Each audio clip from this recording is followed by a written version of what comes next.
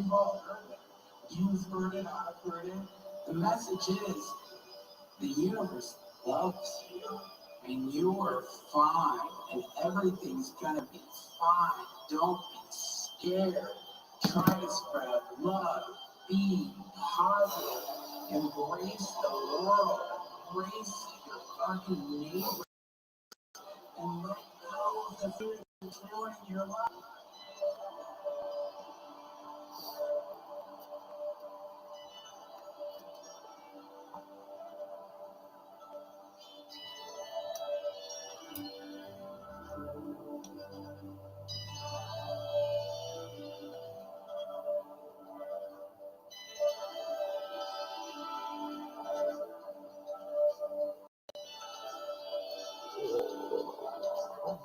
Hello. Bonnaroo, it is so nice to see you. Yeah, just relax and get your boogie on. We got you.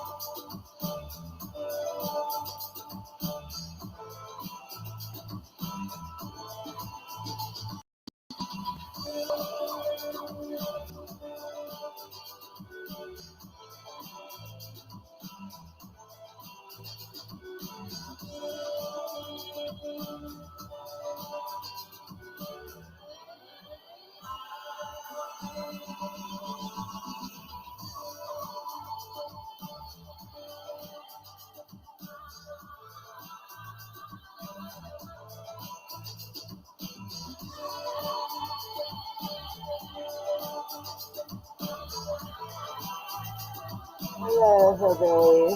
How are you? Love the name. I'm a total Hillbilly. Born in the holler. Oh my god, and he's got brass. I love it. I love this.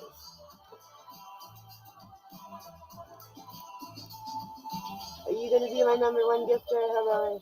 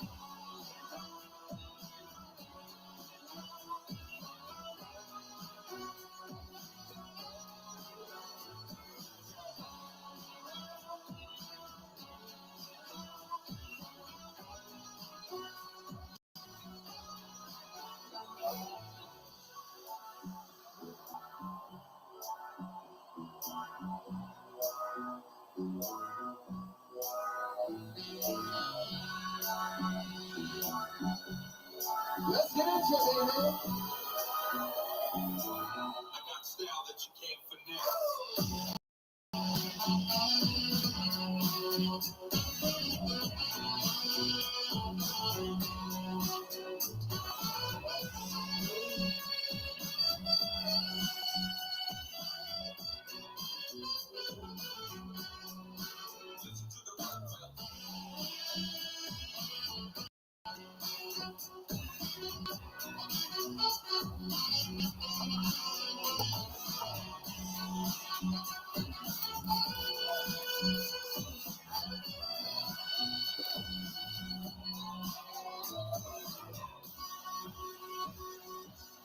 Honorable Fair, hands to the sky, and you better be alive.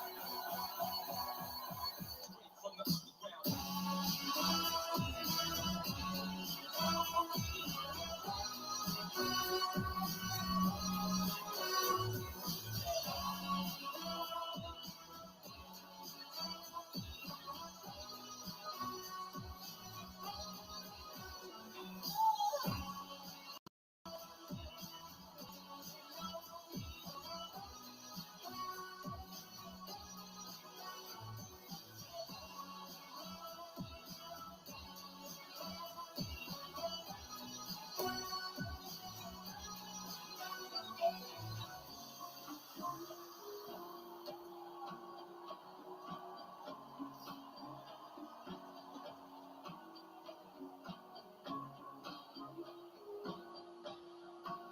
Let's have some fun right here.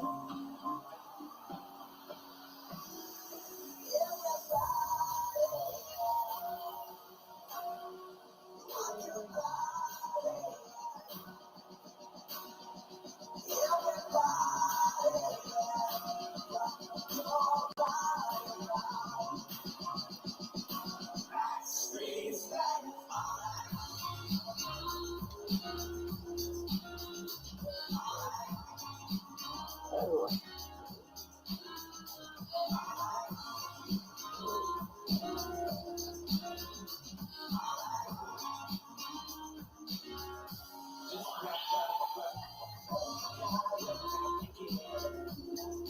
okay.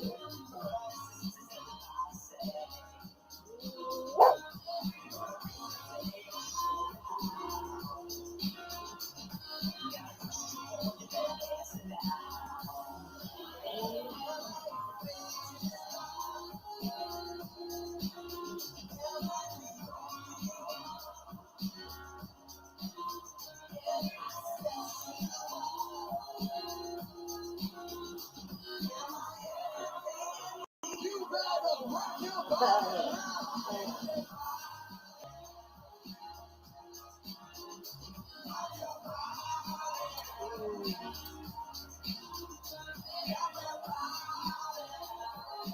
I love it. Here's a bird. Back, streets, back, out. Yo, I'm having so much fun. You're having a good time out there.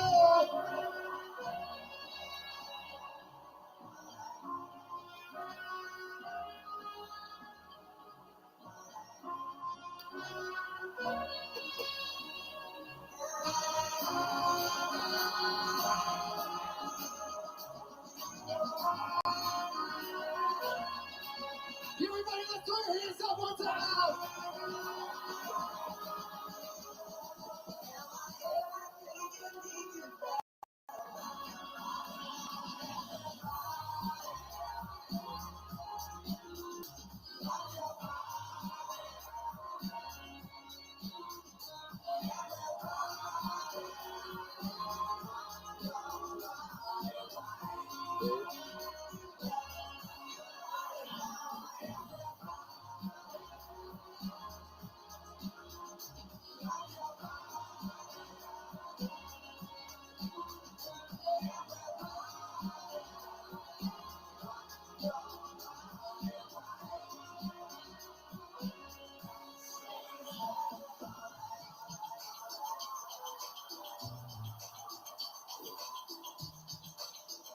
Make sure some proud calls take the stage right now.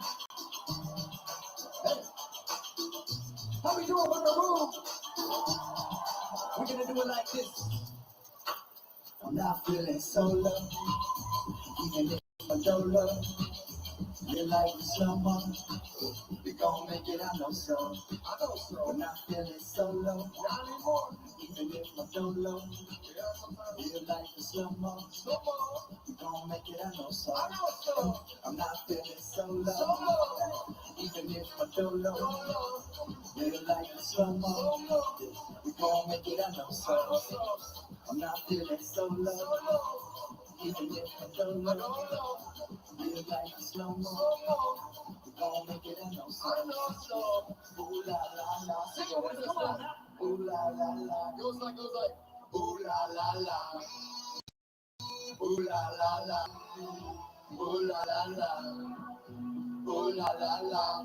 Let's go. Ooh la la la, come on. Hey, ooh la la la, ooh la la la, ooh la la la, ooh la la la.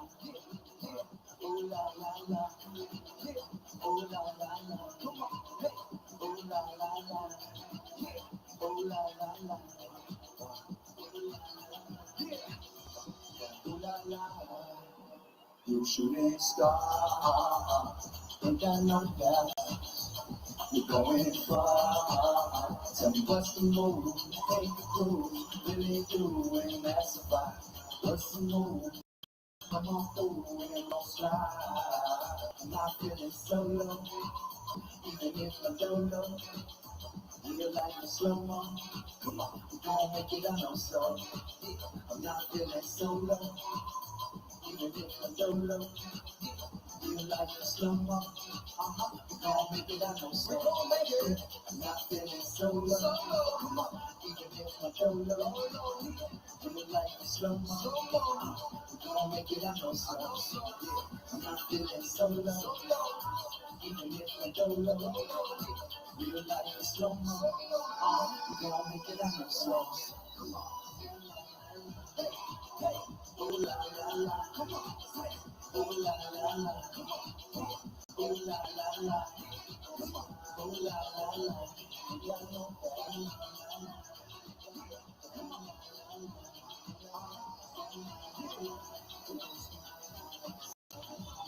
I came here to say hi to the bottom of the crew. We gon' do it in class. Till the freestyle, no further. Top of the dome. Grit said, make her feel like you're living at home. Headshot City. I rep the whole damn Tennessee crowd. And I'ma try to just make y'all proud. And we can do it if y'all scream loud. Come on. My name's Fly Cars. Thank y'all so much.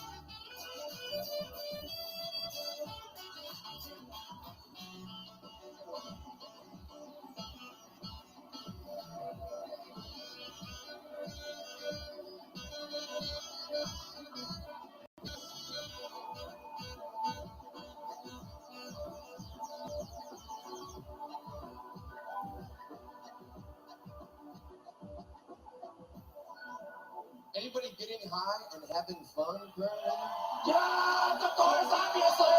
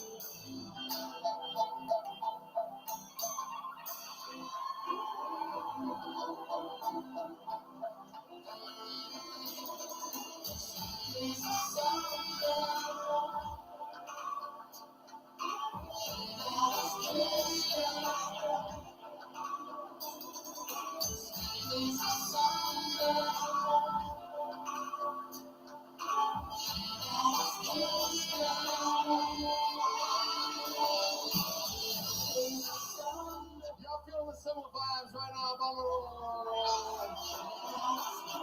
Keep your hands on up, keep your hands on up. We all over this. Yo, yo, yo. Yo, keep it up, keep it up. We got you.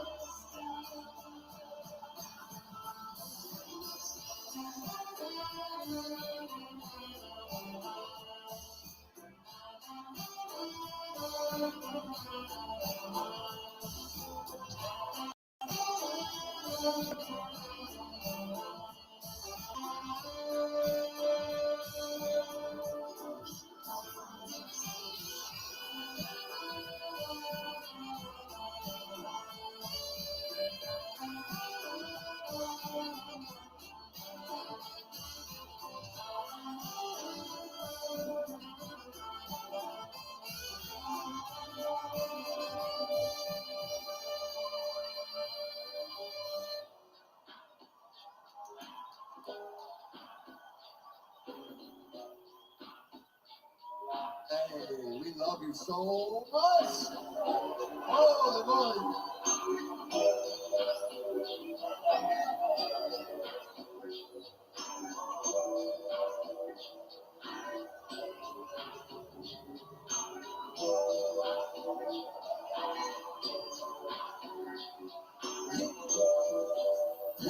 do not disturb.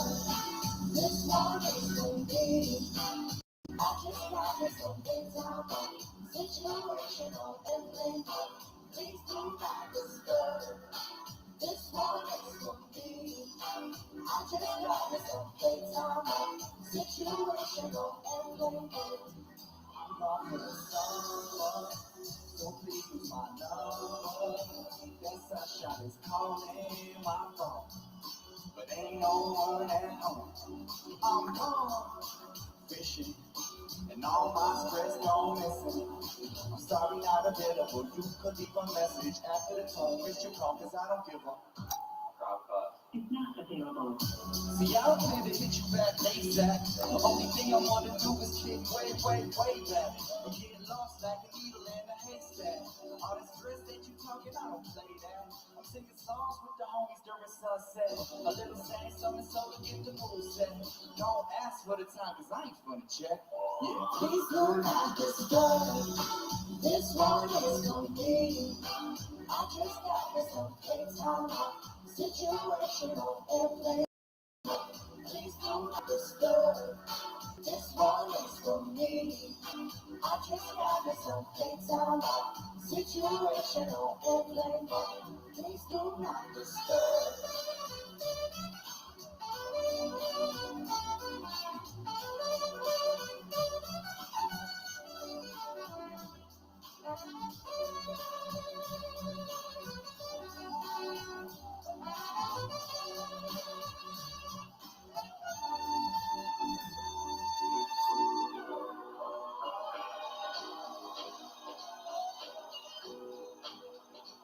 Make some noise for Propos and Crushero!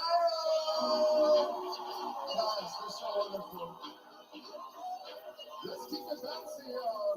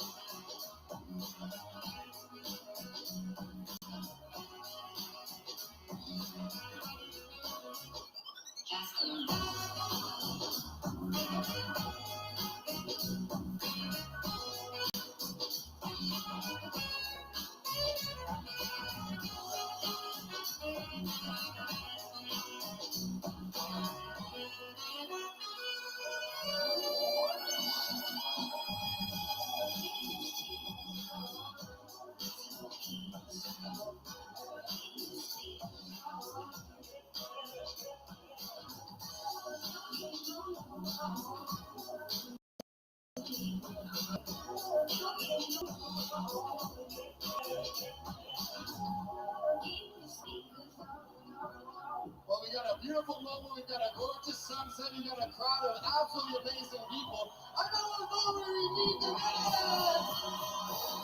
Nothing wrong. How we go?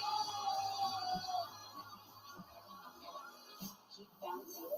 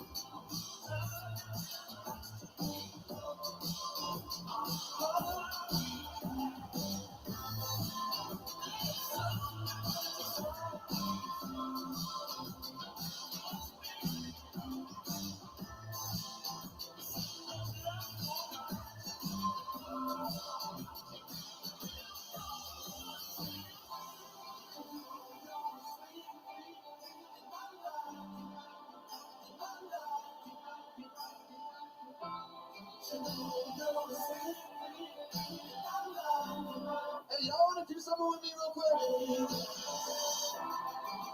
Let's get into it. On the count of three, let's go to jump in the sky with me. Let's bounce. Hey, hey, hey, hey, hey. 1, 2, 1, 2, 3,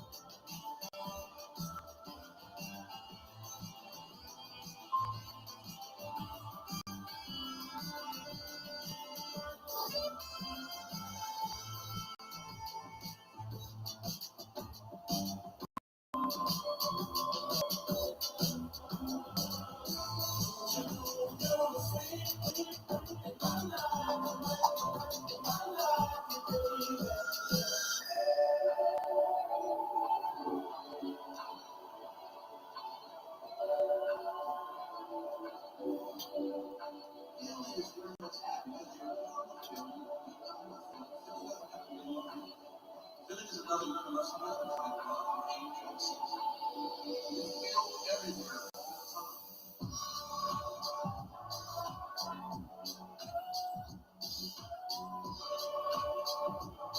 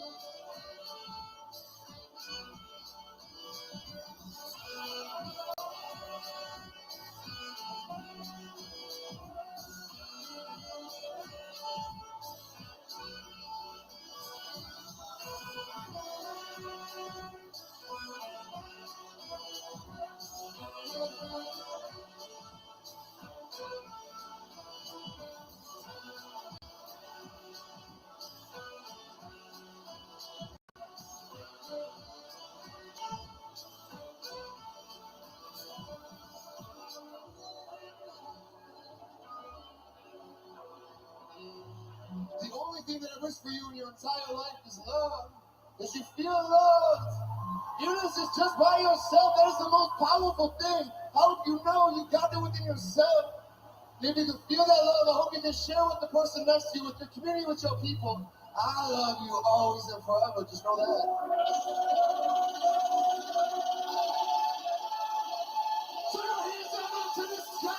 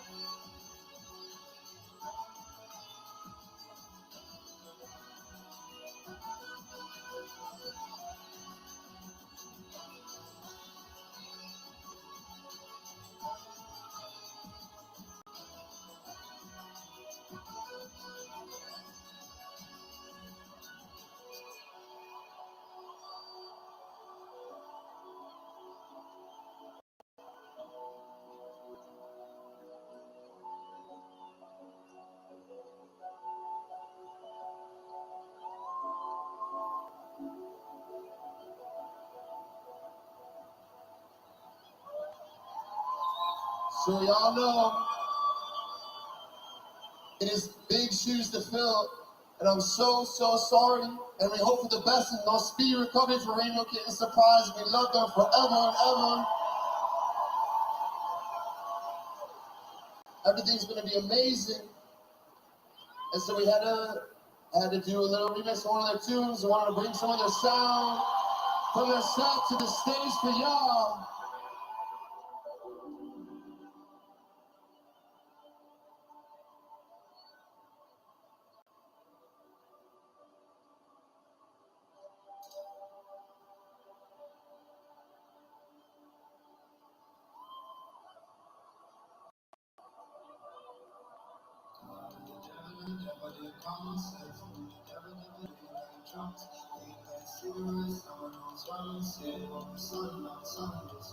Some days everyone different friends. I remember getting like I never hope to keep the thought to get friends when I thought that they wanted. Never ever needed a good friend as happened. Don't get me venting on friends who was in she was all you ever done is better than staying on to they thought was an endless and reckless. They better tell people that had nothing to do with scratch. King, the gravity when life fall. This, the gravity when life.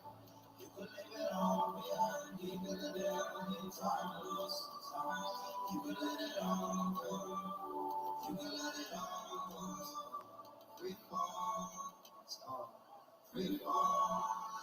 The devil said, keep everybody living in the ocean. Keep about your waistline, keep about your waistline. Y'all said that fool, you can't live with me. I sit down and I said, I'm dead.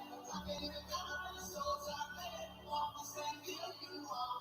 Now with the devil and pray, no one will find you. You can let it all go. You can let it all go. Free fall. Free fall. God and the devil say, why do we call this name? It's like 2 a.m. and the boss out comes, he's taking it out. Get your hands up for real, K. Was it right?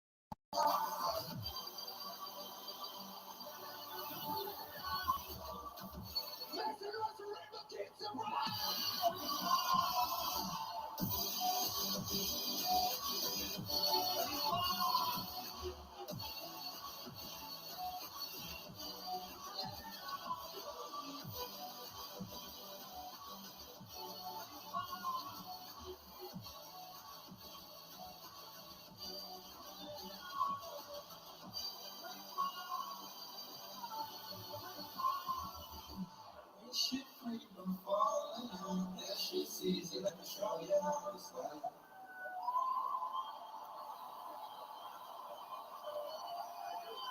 On the count of 3, say Rainbow Kitten Surprise, we love you. 1, 2, 3, Rainbow Kitten Surprise.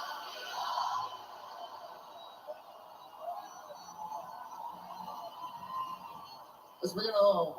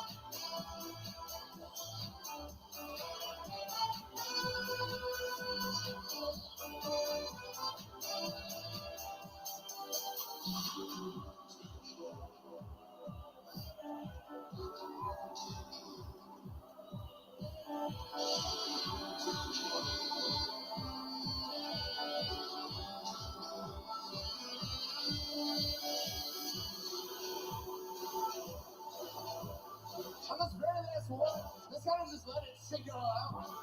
Someone's gonna jump with me in the count of 3. We're gonna do that real big if you're down with it.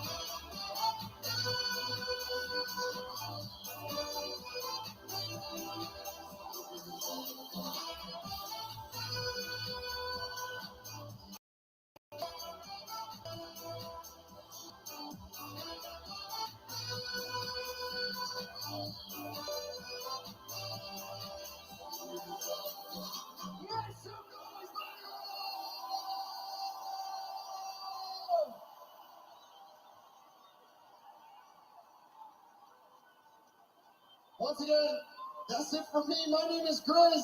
Thank you so much for your energy. Let's take that energy, please. Keep everything surprised in your mind and in your heart as you go throughout the rest of the weekend. Let's let us much love as we possibly can. We love you. Please take care. We'll see you again. Goodbye.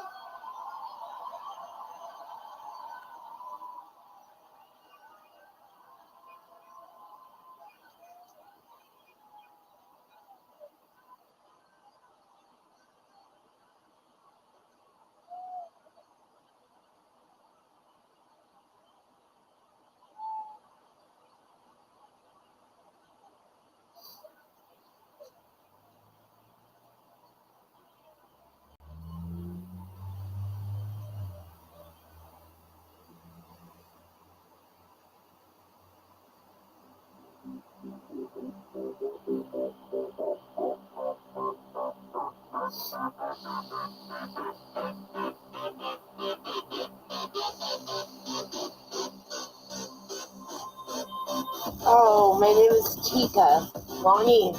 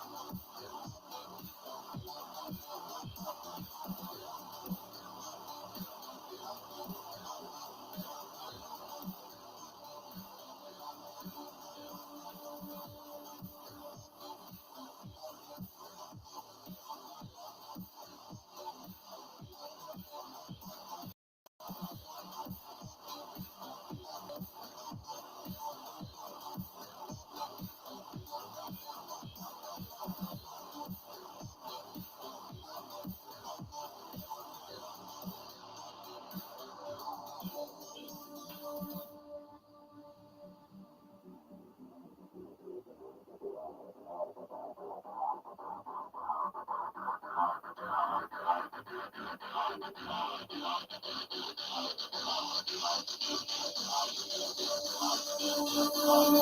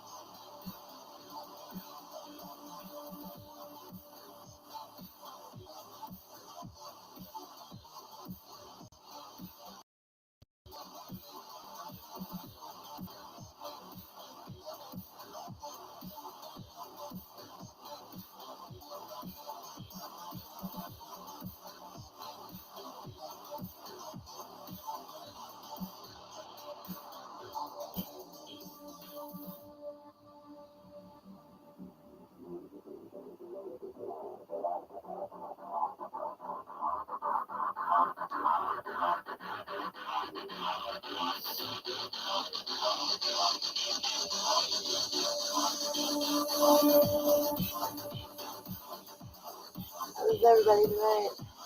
Oh my god. Ooh, I need to back up. I don't know what the fuck I'm drawing. No color and whatever.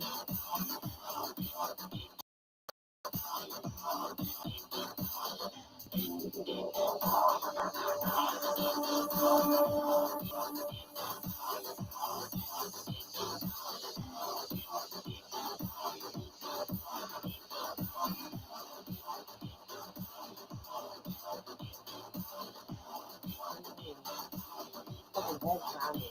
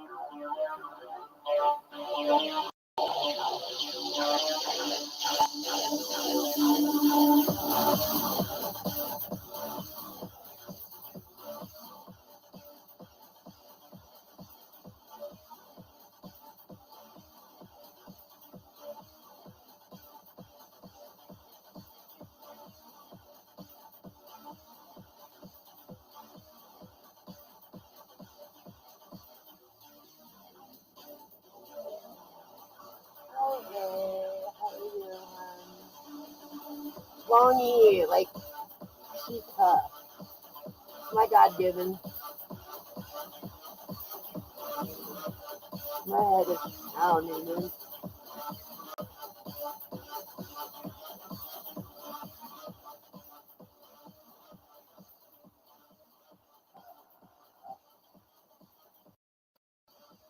Oh my grits.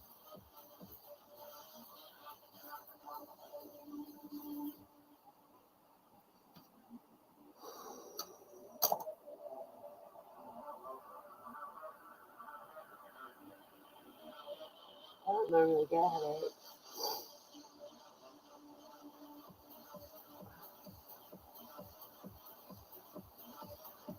I feel like lack of caffeine, because I am a total coffee slut. I usually drink a lot of coffee all day, and I'm very limited to like a couple cups a day, so I know that's probably what's doing it. And then I haven't really eaten much this fucking whole week.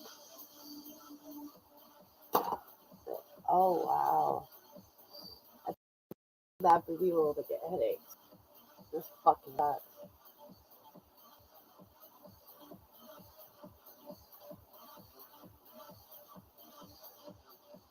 It's like a whammy. God.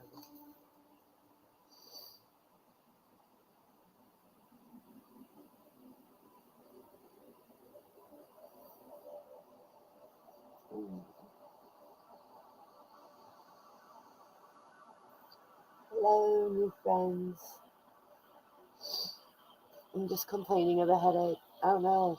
I don't usually have headaches. Shit's for the birds.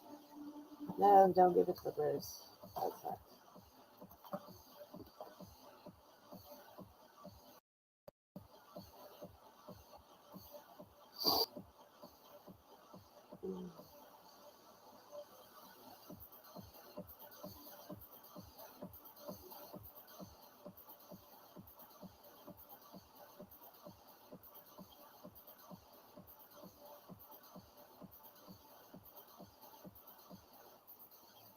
I like it hurts in my neck.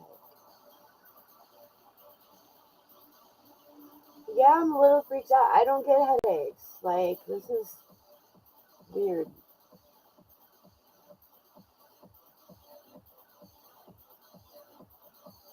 It's like, I don't know, all on the backside of my head. It almost hurts in my shoulder.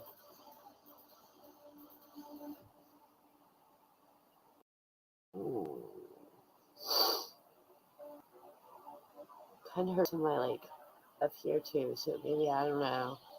I have been a whiny sap ass this week. I probably cried more this week than I have ever.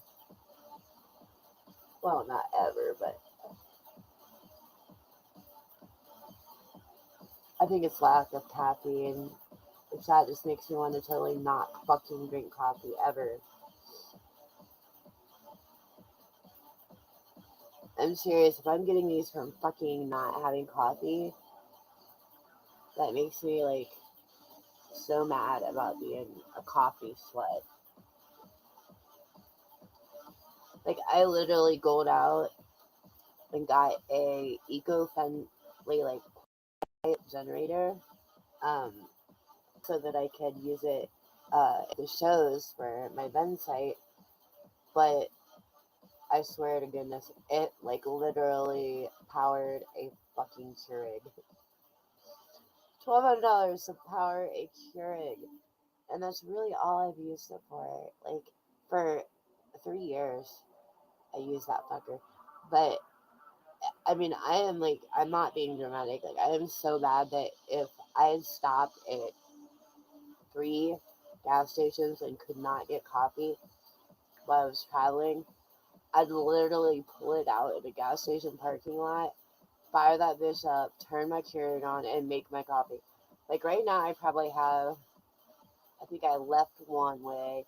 I probably have 4 different ways to make coffee in my vehicle. And that's pretty freaking ridiculous. I never ever really drink tea. Like, I love it. I love the fucking options. Like, everything sounds so amazing. But I don't know why. I just felt like I was getting gypped. Like, if I'm gonna get caffeine, I wanted like coffee. I don't know why I have that in my head. That's kind of weird that I think that way. Because there's so many good coffee or teas. Like, I look at them all the time. I think I bought tea, but I've like put it in my bath, or like because I get like turmeric and stuff like that. And you can use it in your bath water. But yeah, I didn't really much do the teas. I need to do something though, because this is fucking ridiculous. I don't know what the fuck I'm eating. I mean, it makes me angry. I'm probably gonna have cankles in the morning. I don't like to eat shit like this out of the. What's the sodium? Oh, Jesus God. I shouldn't even have read it. And I'm definitely gonna get all the side effects. Jesus. What does that say? It cannot be a 5. 540 milligrams of fucking sodium. I've only taken 3 bites. I'm over it. I'm so hungry, but that is not worth it. I'm super slow if I have to eat shit from like a bag or a can or shit like that. Definitely can't afford anything fresh right now.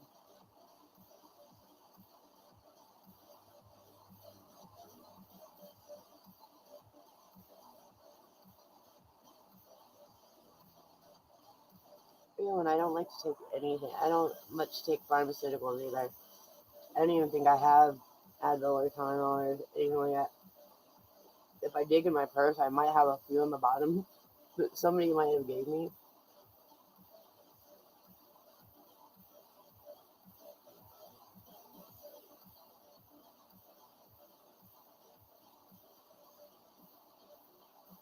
Oh no, it's not hot. I like everything hot. I drink hot coffee all day long. Like, I've never drank iced coffee. I don't really get like, I've never acquired the taste for iced coffee. But hi Terry Lee, how are you? Um, I did drink a lot of sun tea when I was young. My dad used to make it. And there was always jugs on our porch. I guess I did drink tea, but it was cold. I don't really think I've drank much of fucking anything since I moved into this house. And I feel it's like, maybe it's because we are so dorm style. Why did I quit drinking fluids? Now you got me thinking, I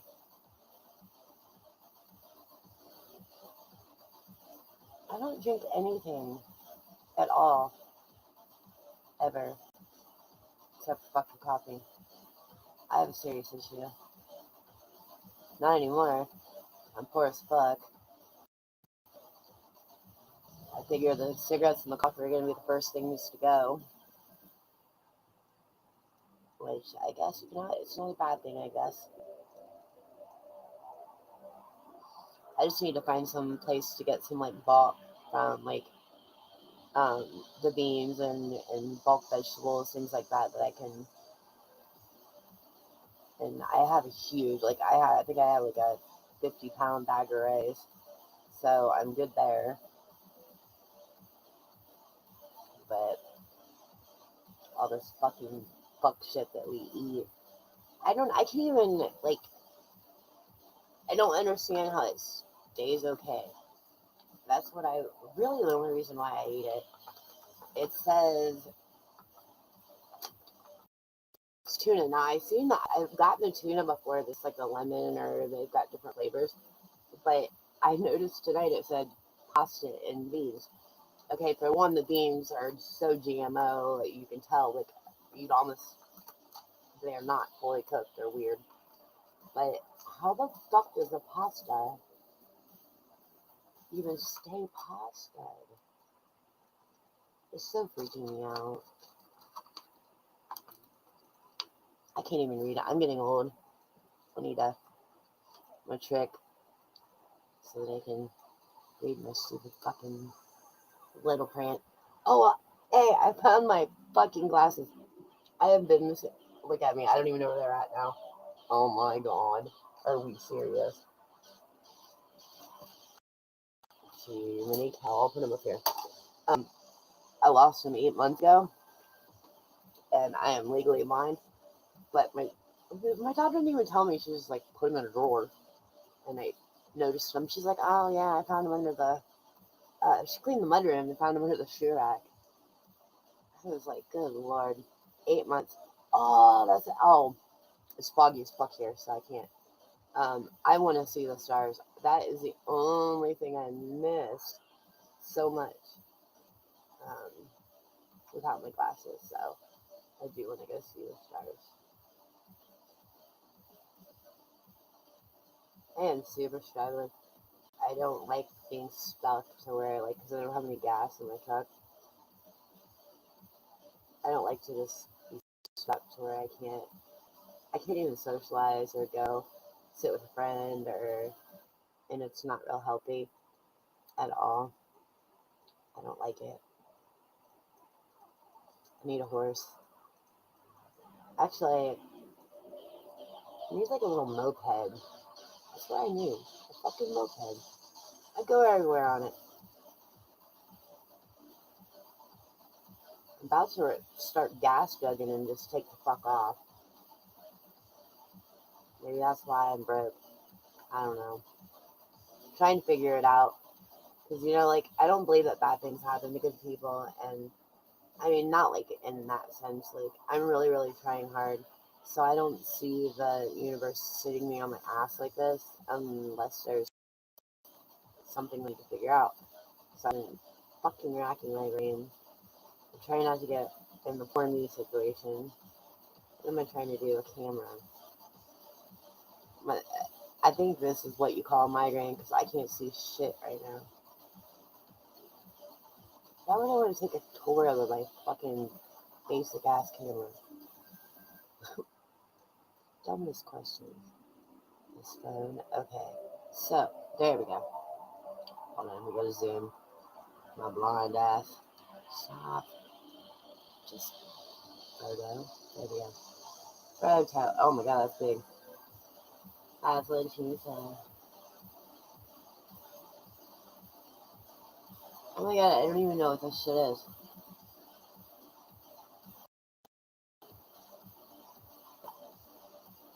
I mean, seriously, we're eating this shit.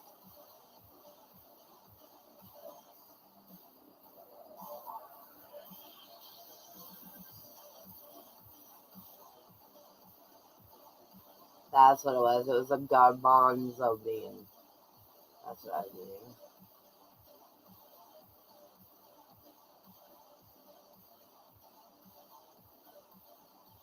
Fucking what?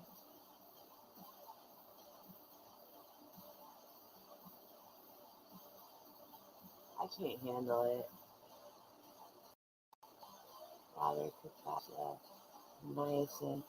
What is? I want to see what that is. I'm googling this shit. There's. God, I put the C. FERROUSSULFATE.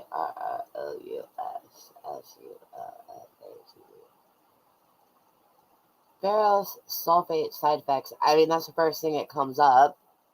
I mean, that makes you want to fucking eat it. Oh my gosh. Okay. Side effect of ferrous sulfate. Brand name. Iron Norm.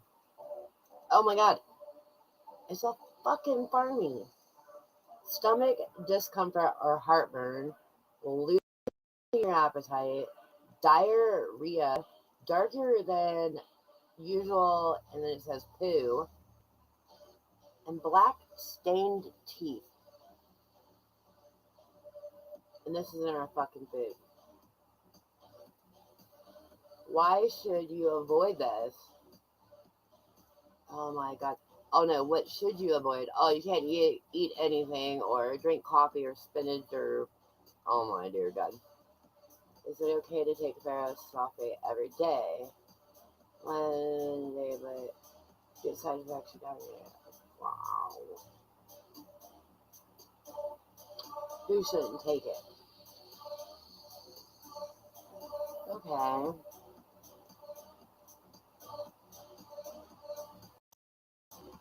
Dear in heaven.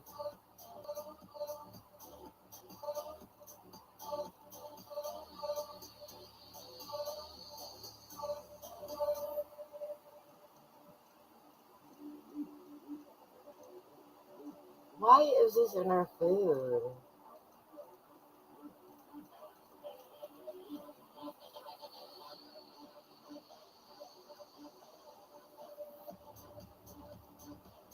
It's like an iron supplement. What the fuck?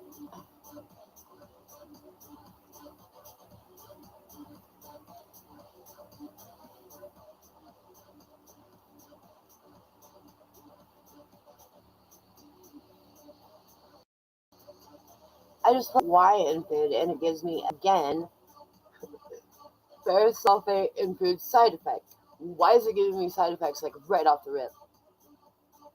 Dude, no, that's ridiculous. Then it's really not tuna. Okay? So they're being liar faces. There should be enough. Oh my gosh.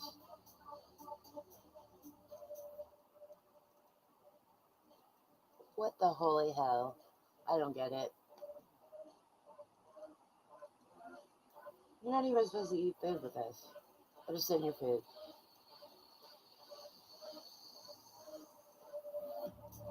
I think. Okay, includes treating your food. Foods rich in iron include lean red meat, beans, nuts, asparagus.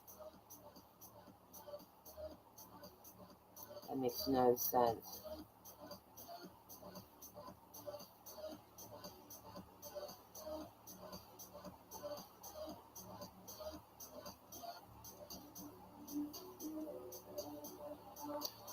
Thickening.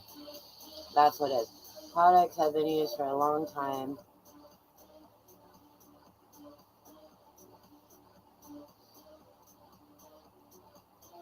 Most it's essential on wet food we eat. Most packaged foods. What the holy hell?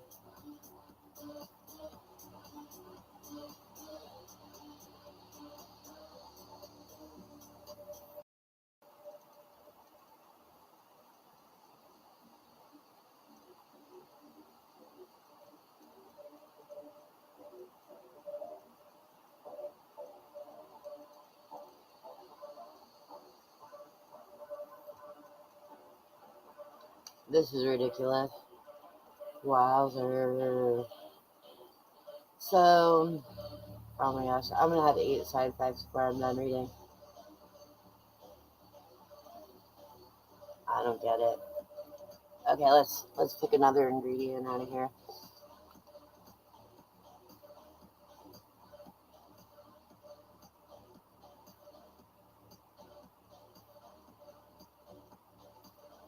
I don't even know why there's niacin. Niacin is not good though.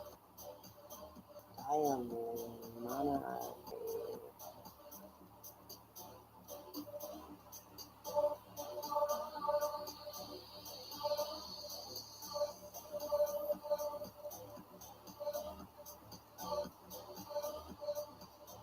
It says contains fish. I fucking hope so.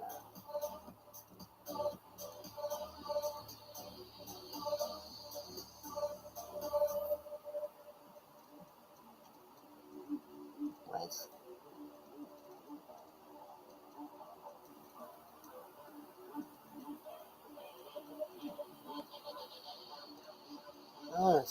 What is that?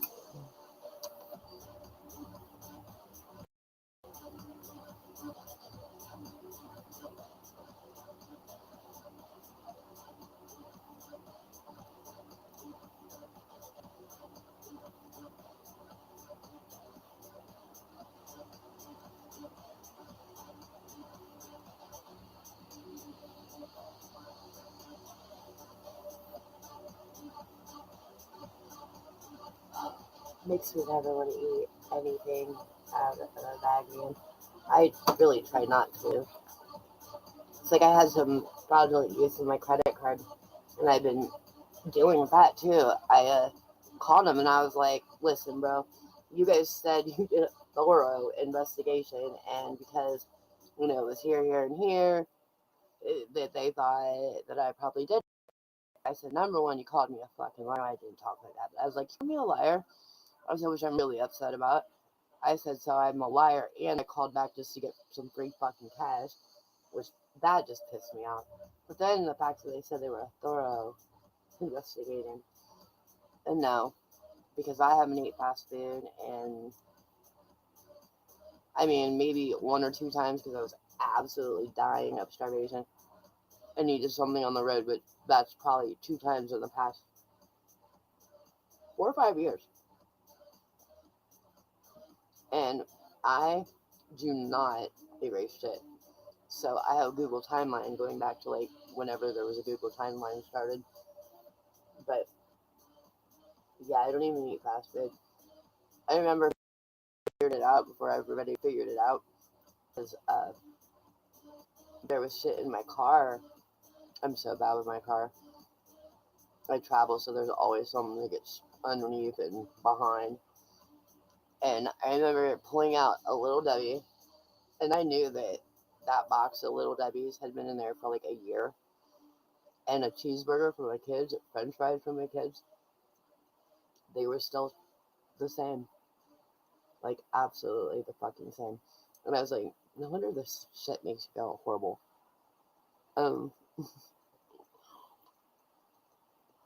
Sorry, I'm covering my face. Sweet potato fries. But yeah, food's so gross. And then when COVID came around, I was sugar sick with my husband. We had COVID like 3 times, and then he finally passed. And the doctor, like, I've never really, because I have dreads and shit, and no doctors really spend time talking to him. And this doctor was like 2 hours and 45 minutes later, let me go.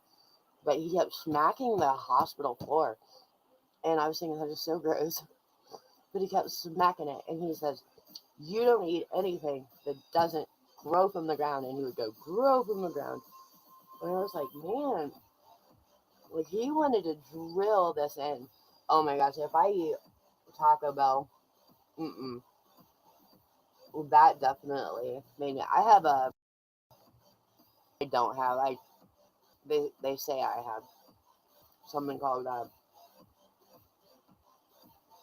can't remember, sarcoidosis. And it's like arthritis, but it's everything, like your organs even. Um, it's one of as far as me and my brain, my eyes, shit like that. But as long as I'm not stressed, and then I don't eat shit like this all the time, or fast food, it's all environmental. I have no issues. God damn it, this is ridiculous. Maybe I should. I think I'm gonna go next door and get some water, like something to do. Yeah, you're always stressed. It will kill you. Like I honestly, I haven't really witnessed, but I know that there are many. Um, if I stress, I literally start dying. Like I get so horribly ill. Um, my kidneys will start shutting down. I swell, and I hurt all over. Like I literally, like my skin fucking hurts. And I try to tell people, like I've dated a couple times, and I'm just like, dude, I don't argue. I I remember looking at a girl a couple weeks ago, and she's like, "Oh my gosh, I'm really stressed," and I'm like, "Ooh, I don't do that." Yeah, I refuse, and that's why I've been sitting here, freaking like trying not to let my vibe or frequency get too low. And I've had some really yucky thoughts, but I feel like there was a reason for that. Like, I feel like, I mean, what are we going to take when we leave? You know, I'm worried about paying for all these things. And then as things started getting shut off, and I mean, I'm still looking right at the screen, and it says that my payment failed and I'm being downgraded. I'm back to basic. And I'm like, ouch, ouch. Like, normally that would so fucking just kill me. Like, I am being called basic all day. I'm telling I'm downgraded, payment failed. And then I literally, for the first time, have taken a look at my budget. And I do for myself. So, I do for myself. I don't have anybody else, paying for shit, and I don't have to ask or. So, I've really spoiled myself, and it's bullshit. Like, I'm paying for so many apps, so much, like so many music things, just comfort foods. Basically, like I probably had $120 going out to music, and then I have streaming apps and art apps, and like my portfolio, I had to pay fucking money for it. And so I've just been kind of like sitting here thinking, like, what the hell can I do if it doesn't cost shit? And why am I being like, oh, I want to see the minutes on that. Oh, I feel like it's this one. But yeah, like, this is fucking dumb. Look, I think I got a problem. And this isn't it. I have a tablet down here, computer right here, another phone up there. Like, and these all run shit.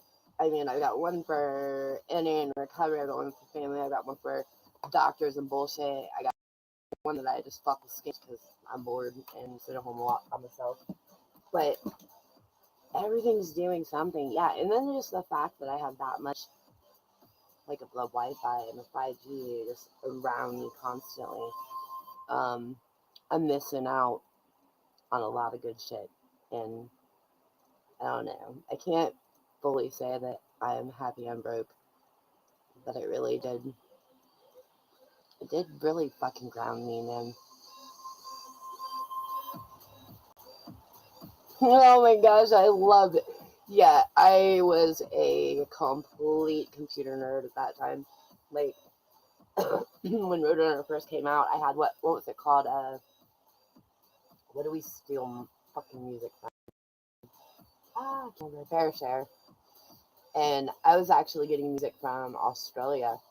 And I don't know why I went to Australia first, but like, I remember that one song, You're Beautiful or whatever, James Blunt or something like that. Like, it literally came through there. And dude, I was like, we were getting Linux then when dial-up came out. How old are you, or may I ask? Like, when dial-up came up, do you remember when Linux was like illegal here? We had to get it from like Canada. Oh, I'm 1 year older than you. So yeah, we had to get Linux from Canada. Like, it was so illegal. But oh my god, I was such a fucking nerd. I had like fans on my computers and by towers and shit, like, just to keep them from catching fire, because I was so scared, because we lived in a trailer and I was sure I was going to catch the house on fire running so much. Oh my god, do you remember dial-up? That is so crazy. My grandson asked me not too long ago, like, Grandma, what do you know about computers? And I'm like, Alexa, make the dial-up sound. And he cracked up. It was great.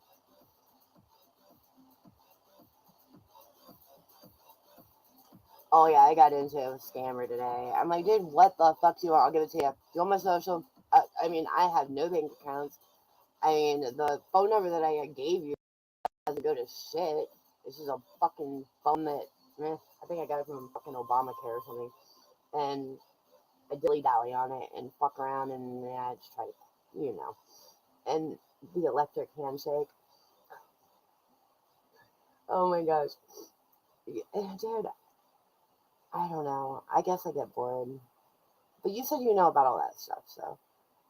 And you can't stop. I remember being so consumed with it back then. I think I got 2 hours of sleep a day with my son when he napped. And I did that for almost a year. All the electric hand. I've never heard it called that. Electric handshake. The dial-up sound. Oh, that's how you look it up? Heck yeah. Let me read that down. I can't remember nothing. That's awesome because I was trying to play it for somebody else because they were like millennial and hadn't heard it. So thank you, I appreciate you. Oh my god, my head hurts so bad. I'm over this. I'm gonna stab myself in the eye. Look, I even have pins that have touchers on them. They're nice pins though. Second, I'm getting so old that I'm getting carpal tunnel, and then I had to talk. I'm all into spirituality and crazy shit, and I started talking to my my wrist and my shoulder, and I got told I had to have like 3 surgeries on my shoulder, and then the stupid wrist thing, and I was like, no, it's like pull your big girl panties up, fucking fix yourself, and then I was taping it, but I started using these because I've never used these, but they're a lot better than having to like sit and tap tap tap tap tap. I hate dumb fucking devices. It does make you fuck feel like shit. But I have to succumb because I need money. For real. Right now I'm trying to get this stupid Chromebook to do the Linux thing. And I am really not. I don't know. I literally went brain dead today and it's not recognizing it's recognizing me as like the user and not the actual folder that it's supposed to grab because I'm doing the Croton or Croton, whatever, however you say it. And it won't grab it because it doesn't. So I'm having to like manually make it. And for some reason, I'm so fucking. And I know that is so goddamn generically basic. I can't figure it out. I don't know why. So I took a break before I fucking break it. I don't even know how I got a Chromebook. I don't remember. Like I remember my husband had just passed, but I would have never done this. So I feel like somebody must have helped me order it. I don't know. Because I would have never got this. It makes no sense. And then they said that you can get that shit for the Chromebook, but you gotta be like corporate. They're not giving it to everybody. But I'm tired of it. I can't even do my TikToks on there. I can't do anything. The OBS can't use on there. I mean, there's so much you can't do on a fucking Chromebook. But for some reason, I went fucking stupid today, and I can't figure out how to make a fucking file that Linux can. And I shared all the shit with Linux, so I don't understand why it wouldn't pick it up. Because it still resorts. But it seems like there's a fucking 100,000 people that have the same problem I am. But I feel like it's because Croton isn't doing what it's not running the same as it used to. That's what I feel like. Because everything that I code in there just doesn't work. I've been trying to make my own directly. I've changed it all. Sorry, I'm looking at some of the shit Reddit is read about it. I don't know. I just wish that fucking Carter Pulse would just give me my fucking stream key. That would solve a lot of it. Because then I could just fucking run it. I'm thinking about just wiping the whole fucking shit. Because they want you to, like, the way that everybody tells you to do it, you're still inside the box of Chromebook. You can't, you're like running side by side. I just probably should just wipe it out, huh? I don't know. Who knows? I don't know why I bought a Chromebook. Tell me, why did I get a fucking Chromebook?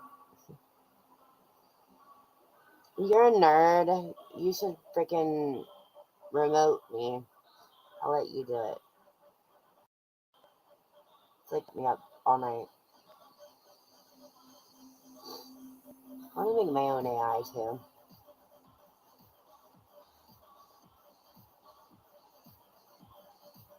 Oh, the phones? Shit. I need to not touch phones. I like to play. I actually got ordered, what was that, 2000, some very early 2000s. I got in trouble for, we were just getting like, what, the Chirp, and then we had AT&T and Sprint, and they would give you the two phones. um, I had them all like running off of one phone line, and then I had one that was literally dinging, and it's like I learned how to somehow give myself 3 minutes, and it was dink, dink, and then it would show you your minutes, but it was dinking too much that you couldn't even talk on it because it would dink, dink, dink, and I got in super big trouble. I had to have a landline for a year, ordered by my probation officer. He's like, I could have given you bedtime. I'm like, I didn't know it was bad. Hell, I was one of the first people that figured out how to fucking like message Facebook on it. It was 2009, I remember, and we learned how to fucking make your flip phone not take your minutes to message Facebook, and I did that really on my own.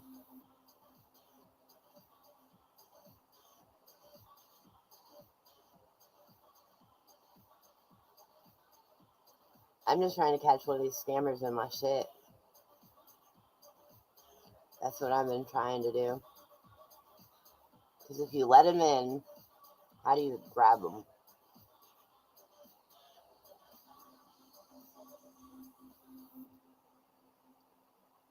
I think I know how. I think I've got it figured out. I'm just patiently waiting to see if it works.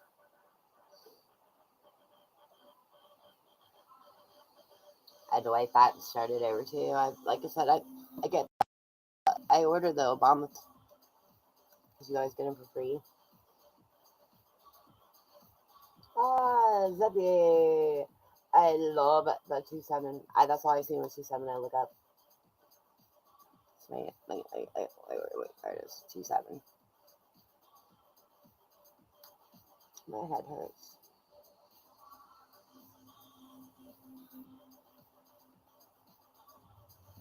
Yeah, I totally need a laptop. I do. My business is completely mobile. Well, what I have left of the business. My phone smells really good.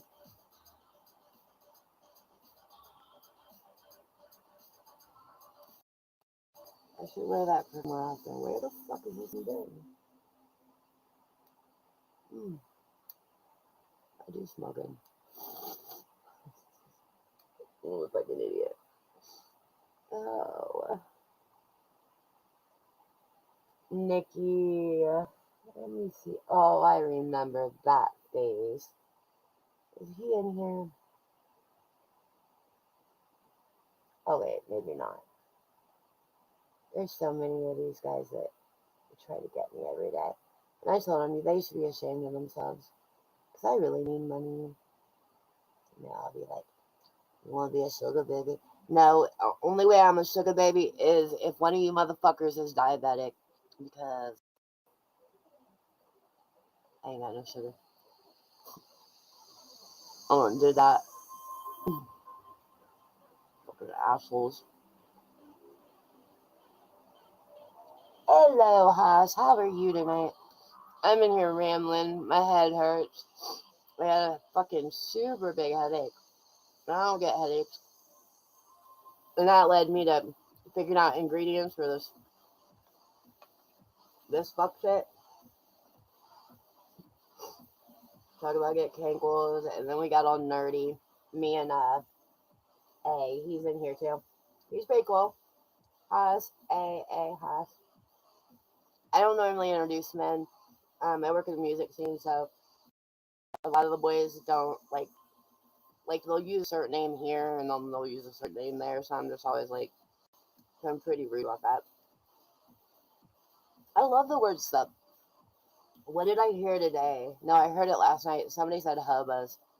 I cracked up. I have not heard that word for a long time. Do you guys know what hubbas is?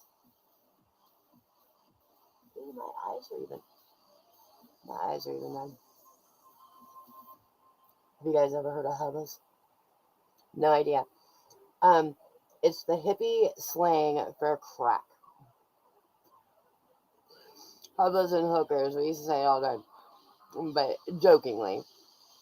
But yeah, I heard somebody say it, and it took me back. I was like, what the fuck?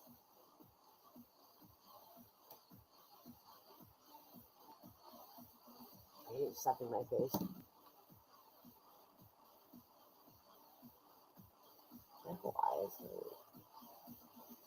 Yeah, I'm never gonna make my goal. I posted earlier that my highest gifter or my number one gifter would get their choice of painting, but we had to hit my goal first, and that is not gonna happen. And Haas, I feel like you're like my number one gifter so far. I mean, without hitting a goal, you're definitely my number one. Oh, like what I painted, and I'm working on it. I'm such a dork. Oh, like the clouds are moving. Oh yeah. Oh my god, I need a neck rub. I need to have a love affair with a massage chair.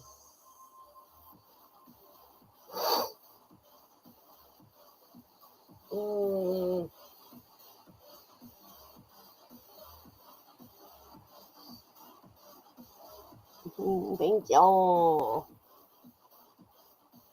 are you a Libra? When's your birthday? I see that little Libra head. Or I think it is. I love it. You give me so many weeks. Oh, thank you, TikTok. Like, everything's been telling me that I'm just basic. I am downgrading. My payments are failing. Now, TikTok is saying, not to cheat. The fuck? Not to cheat. Yeah, I was talking about you. I said, are you a Libra? I seen in your. I was trying to recognize what your name meant. Are you some kind of level 21? I don't know what the heart means. I'm trying to figure all that stuff out. Oh, you're an Aries.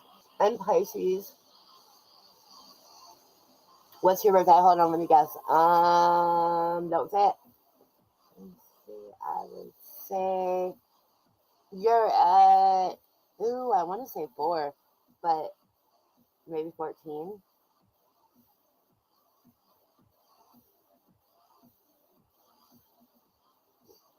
Oh my god. That is fucking ridiculous. Like, whose expectations? And those are, I tell them, those are unhealthy, right? Fuck them. Ooh, 418. See, I should have just said it. That's so funny. I have a son that's 4-5. I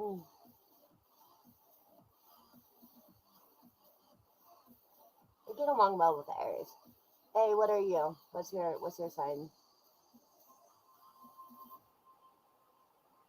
I haven't even pulled any cards tonight. I got my deck of stuffs back there. Got a few different decks. Ooh, 310. That is my granddaughter's. I'm a fish. I'm 19. My granddaughters are the 10th and the 4th. The 4th, the 10th. Then my first fiance's birthday was the 7th. He passed away on the 17th. Then my husband's was the 12th. My sister passed away on the 24th. March is crazy for me. I'm saying my foster sister's was the day after mine, which was our day before mine. I think, oh, no, Matt's mom's was the 11th. Yeah, March is so full of fuck shit and birthdays. Like, yeah, super. I hated water too until this year. I mean, I'm still not very fond of it, but I don't hate it now.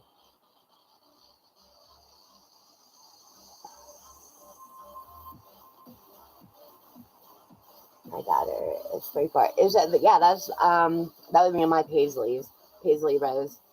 Hadley Sage's, I'm pretty sure hers is the 10th. Because it's hers, then my mother-in-law, and then it was my husband where he passed. Oh, I can't handle this headache. I'm gonna go heat this coffee up. Don't leave me, guys. I'm sad.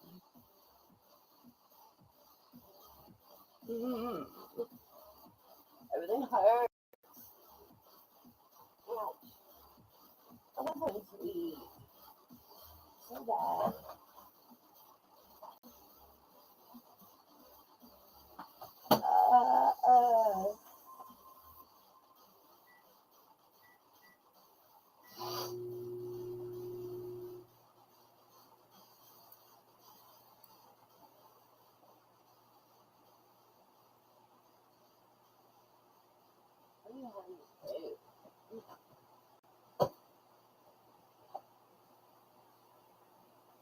My house is being broke.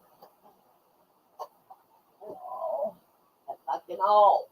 I don't want to be broke no more. I'm hungry.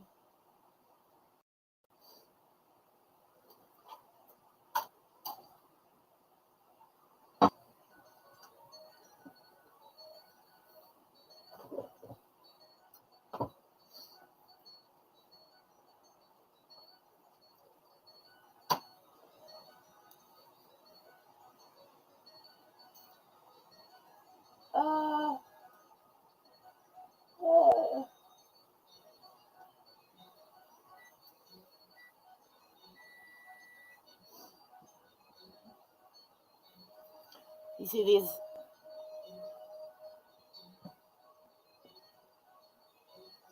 This stuff is glass. And it is, see, that happened in 72. So they're that old. A glass factory burnt down in a town I used to live in. And then it was like, I think it froze over that winter. So they didn't do anything because it was so fucking blizzardy cold. Yeah, it was 72. So then, or was it 72 or when did the blizzard happen? 74, I believe, in Ohio. Then that spring it flooded. So this shit is probably, I feel like I know somebody that had a piece. It was so funny because they were like, oh, this is, I'm like, bro, I know the whole story. He didn't know I was from the town. It was a big deal because like all the men at that time worked at the glass factory. If you were anybody in that town, you worked there. But now it's illegal to have this. Like my kids used to give shit up on, but I found it. I would say, well, the furthest away that I've seen it go was probably, I would say, almost 100 miles, 80 miles. I would say about 80 miles that it's floated. But yeah, when the flood happened, it hit the river, and now there's a big quarry there, and you can't dig and you can't have the glass, and then they put a big old fucking pile of it that you're not allowed to touch. It's fucking ridiculous. Like, how can somebody say the glass is theirs? Like, that's so weird. I cannot handle Earth anymore. I want off this fucking planet. Like, it is so gross here. Over it. Nothing. And we're just borrowing the fuck shit anyway. What am I doing wrong? There we go. No, it's still cooking. Oh, I got it now.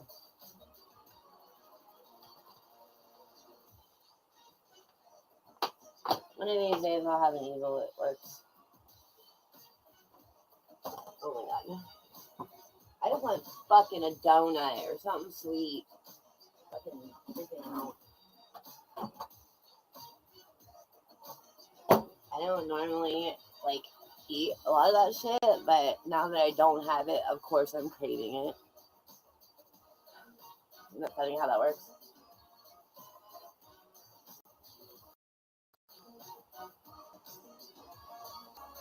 Oh, this is me taking the Roku apart earlier. Fucking bullshit. Because I stream my art on that other TV with Roku.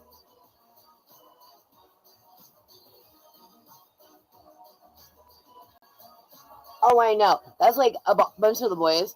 They were like, oh, you can't stack rocks. You're fucking with the environment. Da, da, da, da. I'm like, wait a minute. All three of you big ass boys in the river, hollering and fucking screaming and stomping around and playing whatever chicken. How the fuck is that any different? Because I don't get in the water. I like to just sit outside. So I stack rocks while all the motherfuckers are in there floundering about. But I feel like they're fucking wrecking environments just as much as I. Because isn't that why they say you're not supposed to move them? It doesn't make any fucking sense. They're just pissed off because, what, you made something pretty? That's what it is that, like, you can't do anything pretty here on Earth. Yeah, anything that raises your fucking vibe makes you happy. Can't have that. It's like that shit. Just put everything in a bag. Feed it to these motherfuckers. Goddamn poisons. Oh. I really want chocolate. Yeah, I don't hate them, but I just realized I wish they realized how dumb they are when they're swimming in the creek and they weigh like 300 pounds and they're fucking drunk. I mean, fucking wreck me. How does that wreck in an environment?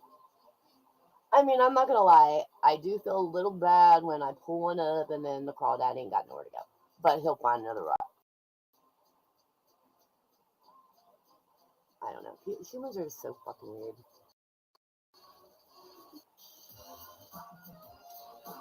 I don't want to be a human anymore. I'm gonna go home.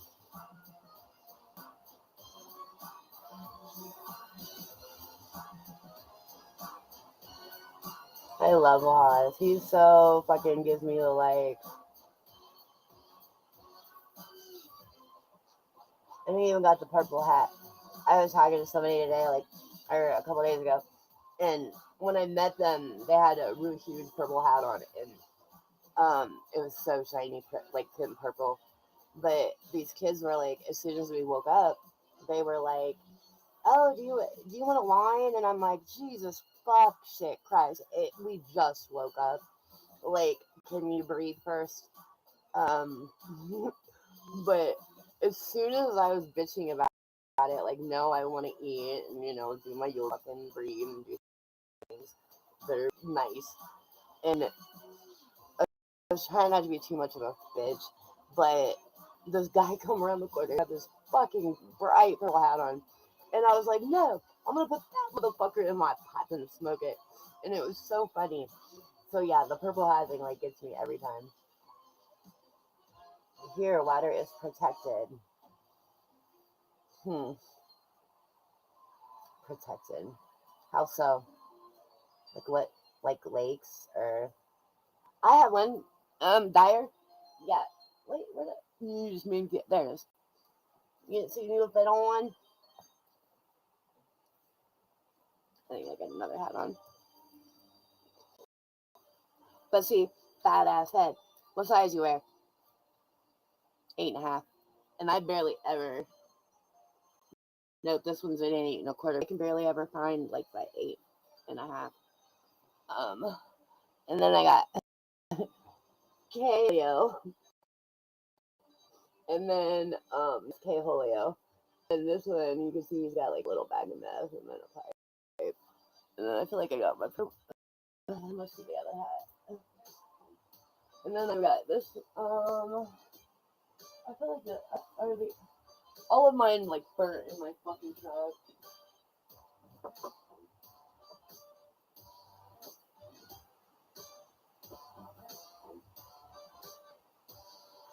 I just totally burnt my fucking hair. That was funny. I'm not on fire. I smell it. This was old as fuck.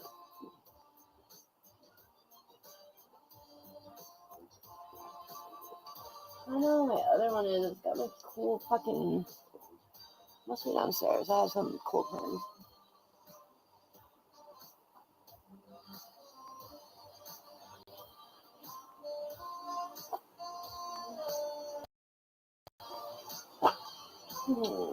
Yeah, but I wanted this one forever, and I finally caught it on sale. I only paid $20 for this one, but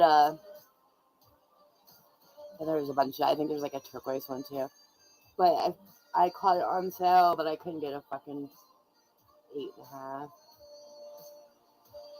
Doing the grassroots. There it is. I'm such a dork. I didn't realize I had a stash until the other day somebody said something about theirs having one. Stash hat. Yeah, I had a bunch of these stickers. I think I sold them all though. That's how I went. Got any hand-me-downs? Let's try to paint.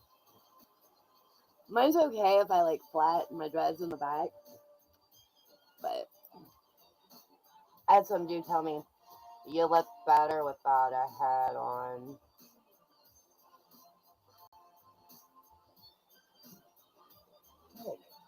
Dick.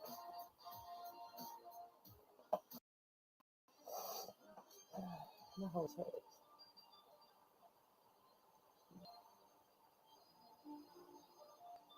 Oh my god, I can't believe I found my glasses. Well, my kid did, and she just stuffed them in a fucking drawer.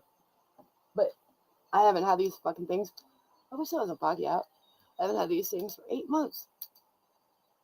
I figured I hadn't hit anybody yet, but I couldn't see all the fuck shit that I didn't need to see.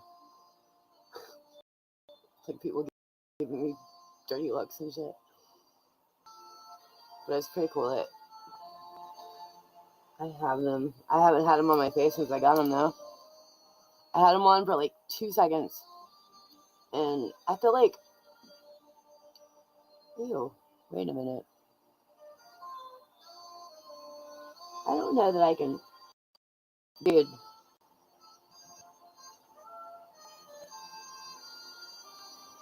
I don't really think I can see in these anymore. Like my eyes got better. Yeah, I know. Our friends never told us, did they? So I fucking told my buddies, I was like, thanks a lot, guys. And nobody ever told me I had the biggest head in the fucking world. Because, yeah, my dreads are not that thick. Like, I would say a half, maybe. No. Because when I had, no. I would still wear like an 8 1/4. An 8, maybe. What you doing, A? You're quiet. You got quiet on us. Are we talking about dorky hats? Did you say you lived in Colorado? Mr. Haas? Sierra. Oh my gosh, I haven't seen that beautiful little face in a long time. Oh my god, I want to go to Red Rocks so bad when there's actually a show.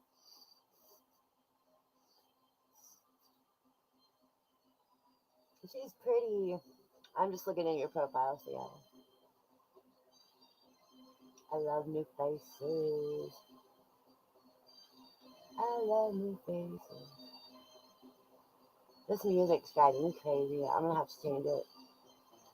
Do you like Dirt Wire, House? I figured. Ah! You got a dire hat on, and what did I just do? Fuck shit up. That's why I'm not supposed to put my fucking feet on goddamn furniture. That's why we can't have nice things around here. I fuck everything up. I am a fucker upper. That's alright. I can fix almost anything now. You need a painting. Well, I am in the business of painting. I got a lot of fucking paintings. I got way too many paintings. Like, I mean, I'm not even gonna show you my corner. I mean, I will maybe a little bit of it. Like, there are stacks and stacks. Yeah, there's fucking stacks of paintings everywhere. Like, I got them down there, like a whole 4-foot stack over there. I can start building shit with fuckers. Oh my god, you're flexing. I mean, I have, kinda. Have you been to Ohio? Dude, that's what we do here. That's all we do here.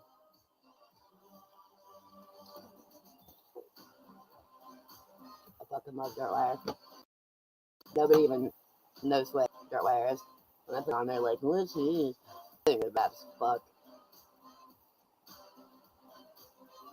What do you want painted, Sierra? I mean, I could pretty much paint anything. I actually painted I think he was like from Israel or something. He was like, asked me to paint him the other night. I finally went like on one of those matte thingies. Hold on, I can't do like a lot of things at once. Hold on 1 second. Oh, my head is pounding. Oh.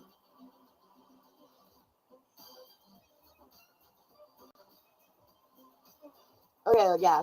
I've seen dirt wire here probably as many times, like, but I haven't seen it. I don't know. I guess I don't think it's cool because I'm here, but I haven't seen them. But we live by, like, do you know? Have you seen where like Lost Lands comes in? Like the big venue. I think I call it Legend Valley, or maybe I used to call it Legend Valley because I'm old, and now it's Buckeye Lake. But that's where they have like the big Lost Lands and what's the other big one? Like the Juggalo things that here. But that's where we also have like it's called Hookahville and Craziness. But I've seen them a lot there. I think they were at the quarry. I mean, we've actually had dirt wire here a lot.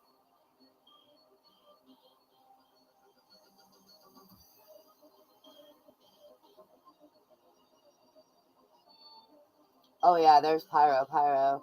Where's this? Dirt, Wormtown, Set, Pyro, like Equinox. Yeah, there's a lot of them that are in. Wow, they are in Ohio a lot. I don't like the way that one sounds. This one sounds, eh. They didn't get it. There was nobody there for them. Oh, look at this. This is horrible. Like, oh, bye, A. You have a wonderful day at work tonight or tomorrow, darling. Don't settle for nothing less. Fuck them all.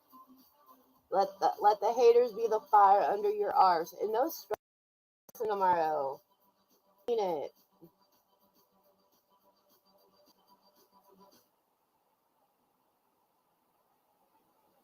Sonic Glim. Yeah, I was just actually looking at that set. This is at Pyro, but there was like nobody up there to see them. Like, nobody. I feel like there was probably about 10 of us standing in front of that stage.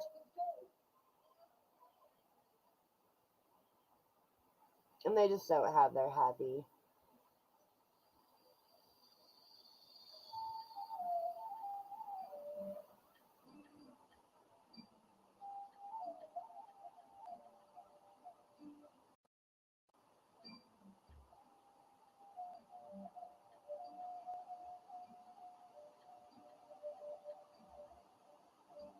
Oh, my head hurts. I want a fucking donut.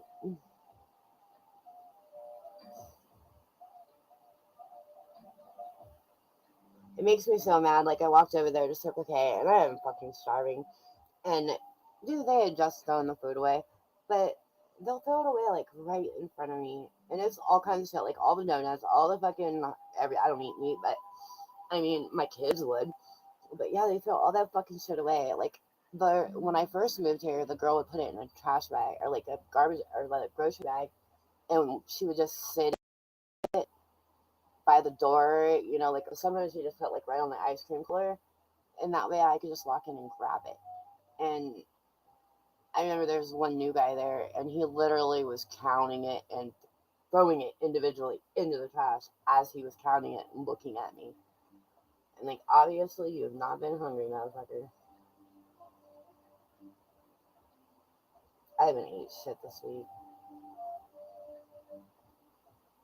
And it's not like I really eat that much anyways, but it's when you don't have it and you can't get it, I feel like you really want it. Like, I really want a donut.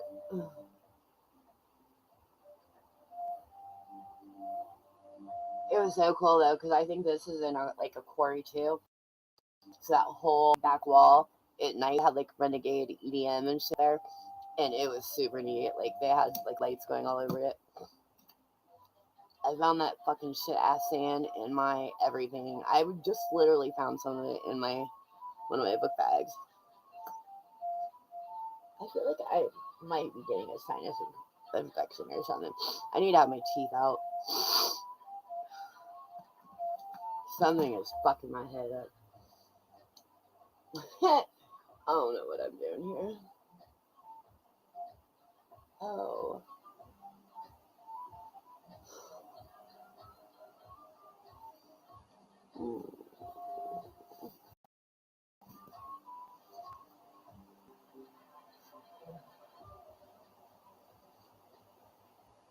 Yeah, it is totally overrated, but I've never been there, and it's so funny too, because like, even when I went to Florida, I was like 40 miles, and I never ever went to the ocean until last year.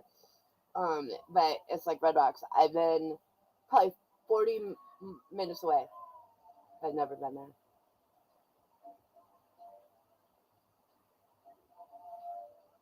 I just want to hear the sound, because you know it, like this place even sounded great.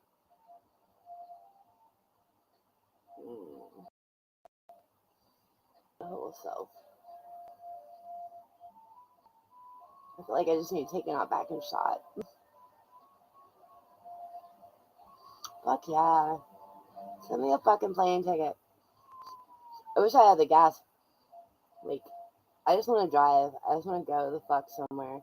I have no responsibilities. I mean, especially now. I have no fucking income. I at least used to have income. I'll be getting it back. It's just gonna take a few. It's gonna take a few. I missed a hearing because I wasn't here, and the mail got misplaced.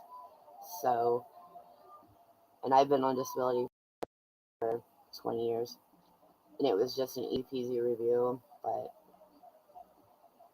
so,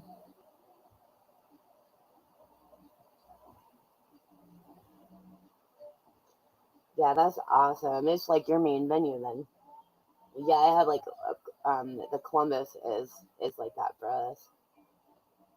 But I work for the people that do the security for like Lost Lands and all those. And then there's so many. We had like what Sweet Dream or Secret Dreams. Then the Gathering of the Juggalos. We had what's the other big ones?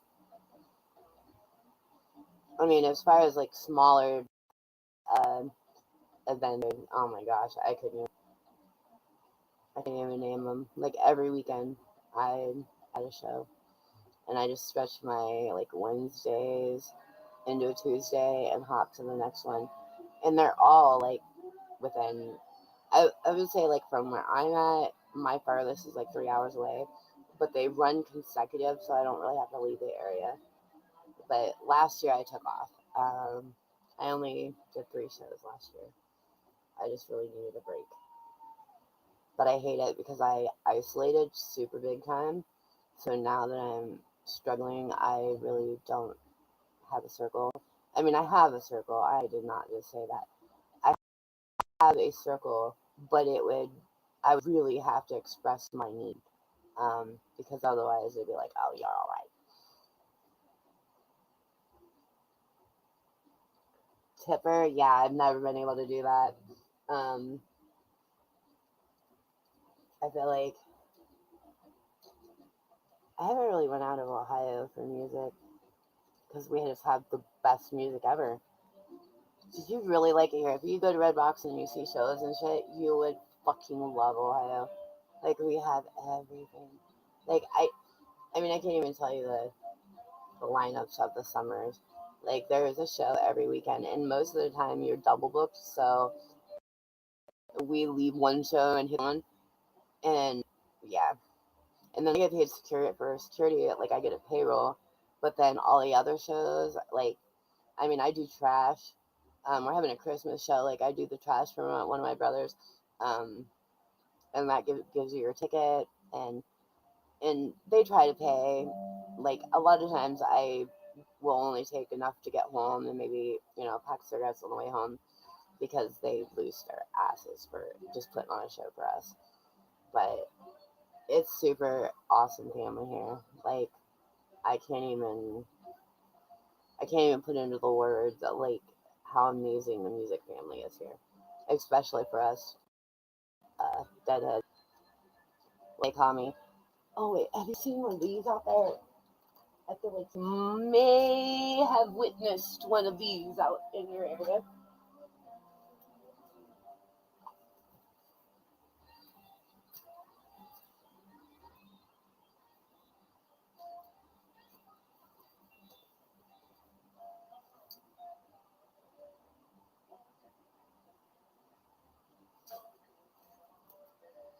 Have you witnessed one of those? It's the Grateful Gangsters. As a kid, like I was trying to recognize because I seen the code, and I tried to catch up to him a couple times. Yeah, definitely Red Rocks. I'm sure you have many, but I just got mine actually 3 years ago. 3 years ago, and the hat says, or the thing, that kid. I keep thinking about what that kid said to me. It says, "Ouch, my wrist hurts. Blood makes you royalty, and loyalty makes you family." And that's on the hood. I love it. It's super heavy. Like I wear that every winter actually.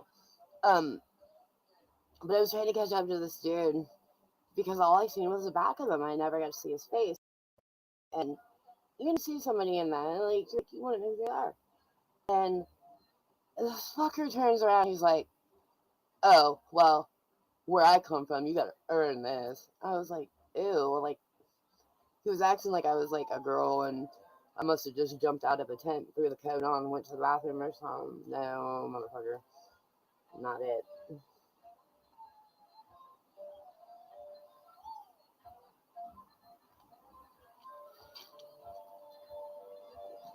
Oh, I keep having it. Sorry, guys. I've got a camera right here. My head's all up in it. All up in it. Oh man, I was about ready to bed and you showed up. I just have a headache. I can't stand it, and then I'm so hungry that like I don't want to stay up and think about it no more. I was trying to eat this fuck shit, but I don't like cankles in the morning. And then I read what was in it, and I don't understand it. It makes me mad. Fucking assholes killing us, putting all that. We are not supposed to eat that shit. Any of that shit. Hate it.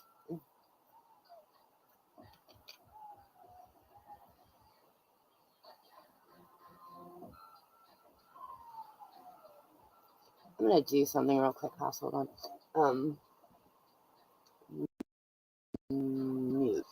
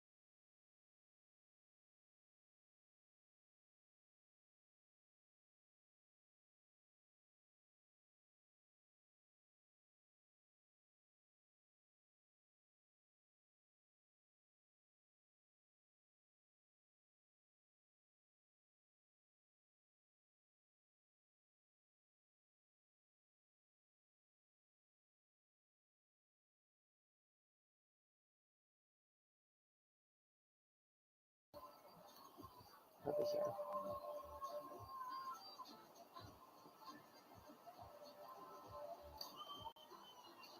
Wish I had pot. Fucking score it. It just went in the cup.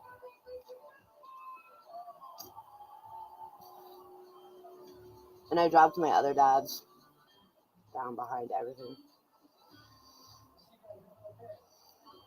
Boo. I feel like I should have something.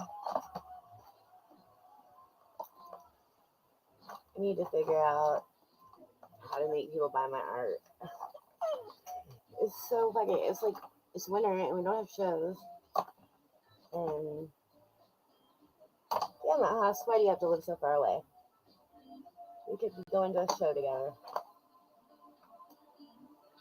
Fuck that video game. I know I just had some that worked. Oh, there. Fuck y'all, fuck y'all.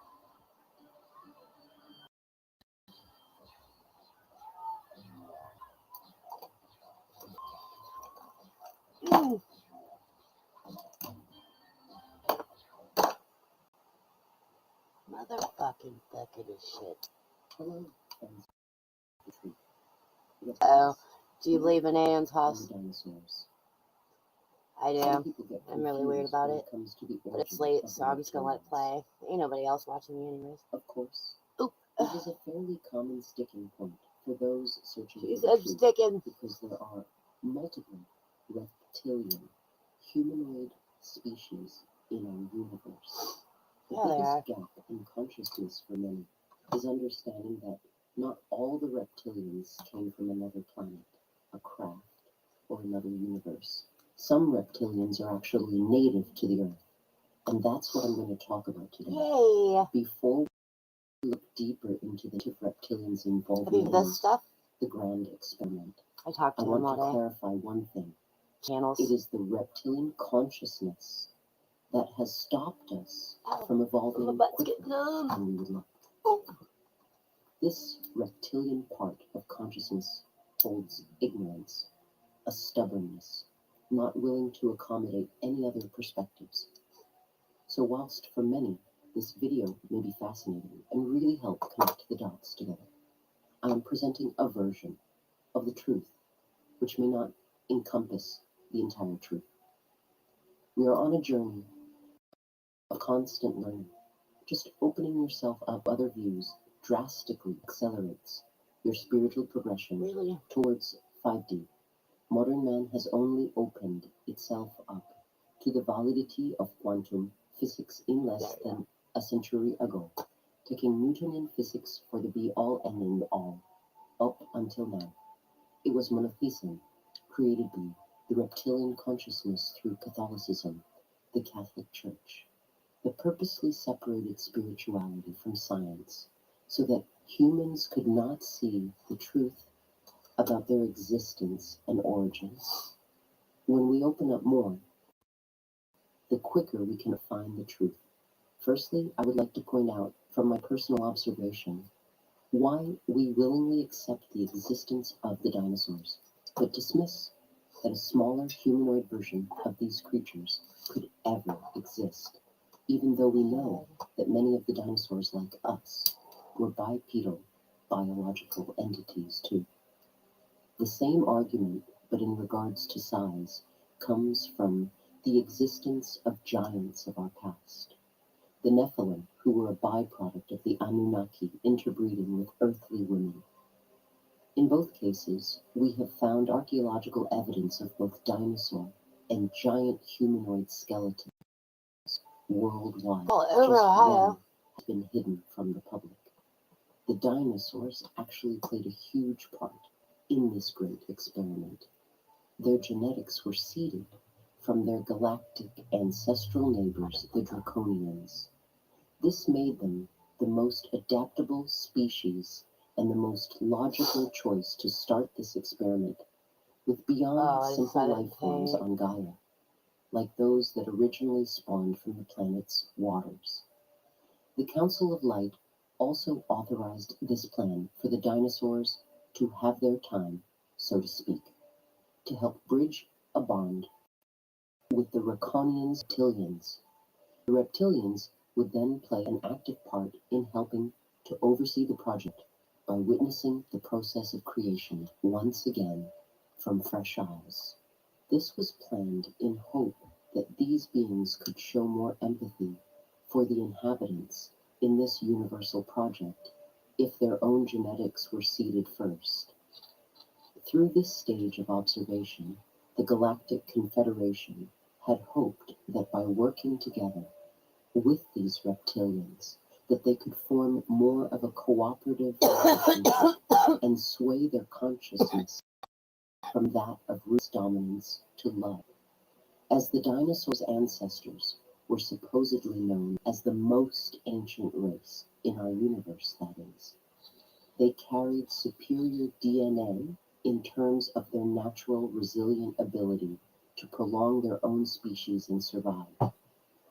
The dinosaurs therefore played a significant part maybe in this not is only why you are acclimatizing hearing it. to Earth's Because I've already harsh heard this. and And for some fast-changing reason, it just turned on by atmospheric itself. conditions, Because we were but listening to also Dirtwire, if you don't in remember. testing out a new ecosystem I'm a on a weirdo. grander Weird shit scale. happens This around me. phase on Earth provided great I feedback feel like it's to for all you. those galactic races involved in Earth's developmental program, helping to tweak and manipulate the matrix through I'll these send you the trial and link error too. periods before man would eventually have its time.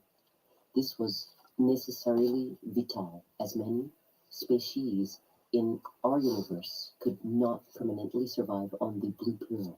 Earth's climate is constantly in flux, and species would die out because they wouldn't be able to adapt quickly enough to these drastic changes.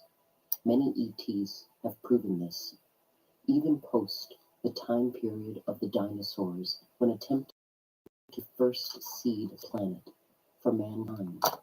The first giants that came to Earth from space 1 million years ago, the Nemnir, were responsible for encoding the first knowledge of the universe into the ice for the inhabitants on Earth to drink the Ice Age.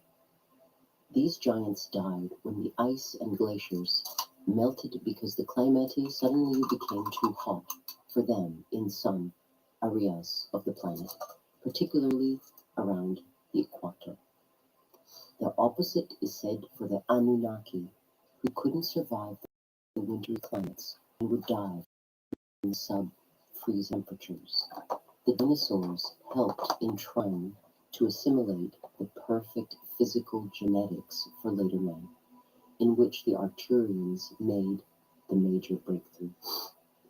There are two theories which could validate to why the dinosaurs died out, and even a possibility that the two versions of truth I will present to you interlock in some aspects.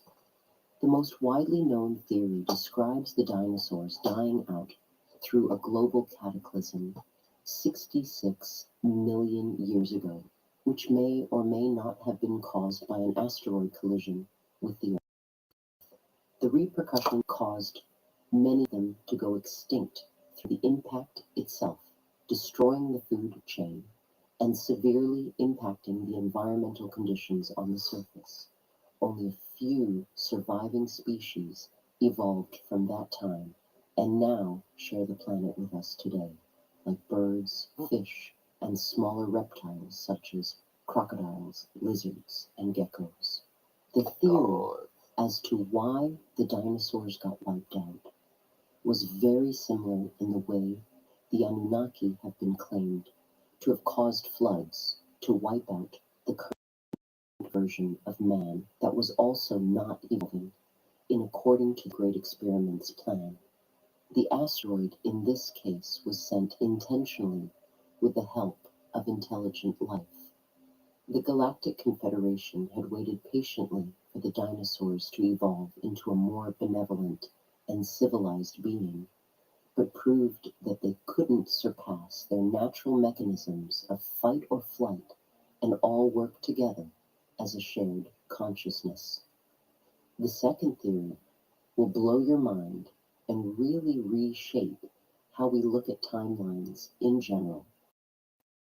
Based on what has been a popular hypothesis to date surrounding the extinction of the dinosaurs and the few species that have evolved from that time period up until now, what if one of those few species that made it past the cataclysm was actually a dinosaur which became a humanoid reptilian over time through evolution? And also, what if the comet or asteroid that supposedly hit the Earth was instead an intentional detonated bomb from an interplanetary war between species fighting for the minerals on Earth? Many will argue that this topic alone is not relevant in contributing towards our ascension to 5D. Yeah, it is. However, I totally disagree. To make the transition into the fifth dimension, we must be accepting of all things, no matter how negative they may appear. This not only includes that from our past, but it also applies to the corruption and negligence we are seeing in the modern world today. These two timelines are not separate. They are interlinked through history, so if you can understand our past through these native reptilian backstories, you will find it easier to transmute, accept, and alchemize the current negativity that exists today. The negative stereotypes that go around about extraterrestrial races can both plague and stunt our spiritual growth. We must realize that there is both positive and negative in all species, at least some point in their evolution, that is anyway. You wouldn't want to be categorized by a group label yourself, but instead treated as an individual. If we can better understand our past, we can see from another species' point of view and empathize with what may seem like malicious intent on the surface. 5D is represented through a pyramid, with the 5D consciousness is represented as the point at the top looking down on all the 4 points below. It understands the full picture and resonates with that famous saying, everything happens for a reason. This information may help raise you up so you can see that perspective for yourself. Okay, enough rambling. Let's dive into the juicy bits. The humanoid reptilians that we are aware of today, native to the Earth, evolved from the dinosaurs. The dinosaurs technically did not go extinct because they evolved into various smaller versions. The Galactic Federation actually used the dinosaur experiment to select out the most superior genetics from all of the dinosaur species and reseed them, if you like, into various other adaptations. Once the dinosaurs had climatized to Earth's harsh and heavy conditions, the physical part of the experiment was finished from a genetic standpoint. The next stage of evolution was to develop this intelligent life form with the intention of maturing its emotional intelligence. Some people comment this happened through natural selection. If you're aware of the grand intentions, you'll know that everything is carefully selected and deliberately planned to fulfill the mission of the project. To create one being that could hold all the genetics of the universe and hold the higher states of consciousness. These beings grew smaller and more intelligent over time and developed a much more sophisticated cognitive process as their brain capacity expanded. Most scientists today are overlooking the validity of a humanoid dinosaur. The skeletons that have been found have been misconstructed due to ignorant thinking and a lack of openness. Many of these scientists have come to the conclusion this humanoid skeleton has missing bones when trying to configure their vision of its true form and what they perceive as still an older dinosaur, or more specifically, the saurian. However, not all scientists have been so naive with their archaeological findings. Dale Russell, a curator of vertebrate fossils, actually pieced together the full humanoid reptilian form at the National Museum of Canada in Ottawa in 1982. His observations from his She talks paleontology kind of weird because studies we don't on want to this get subject flagged. concluded that the Troodon had shown signs of morphological change over time. When they extrapolated the skeletal structure out beyond its older form, he was able to resemble and match reports of what we know as the modern reptilian entity today. Other reports have surfaced that there was another subspecies of humanoid dinosaur which evolved from the Tyrannosaurus but had reconstructed its physical appearance to something like that of an iguanodon. The eyes had advanced, making its way closer to the middle of the brain. This reptile developed a more adaptable digestive system, an increase in skull and brain size. It also developed initially both a hand and a thumb to start making and using tools for itself. This esoteric subject may not sit well with people because of the so-called lack of evidence. Just like with Dale Russell, many others around North America eventually started to catch on to the concept of an authentic humanoid dinosaur being real, most probably through word of mouth. Unfortunately, before this discovery could be revealed to the masses, this is happening worldwide through the Dark Forces global network. It's also not just happening with the reptilian skeletal structures that they are trying to hide. It's happening with the giant's remains too. Authorities from Italy have confiscated these giant bones from Sardinia, which is the remnants of Atlantis and the home of the Atlanteans' tomb, known as the Tomb of the Giants. Why is this being kept from us? Man has actually gone through 7 genetic cycles or iterations to get where it is currently today. It's a little bit like how you get the latest model of the iPhone. It's essentially upgrade every time. We've gone through a trial and error period to attempt to perfect the human form 7 times before.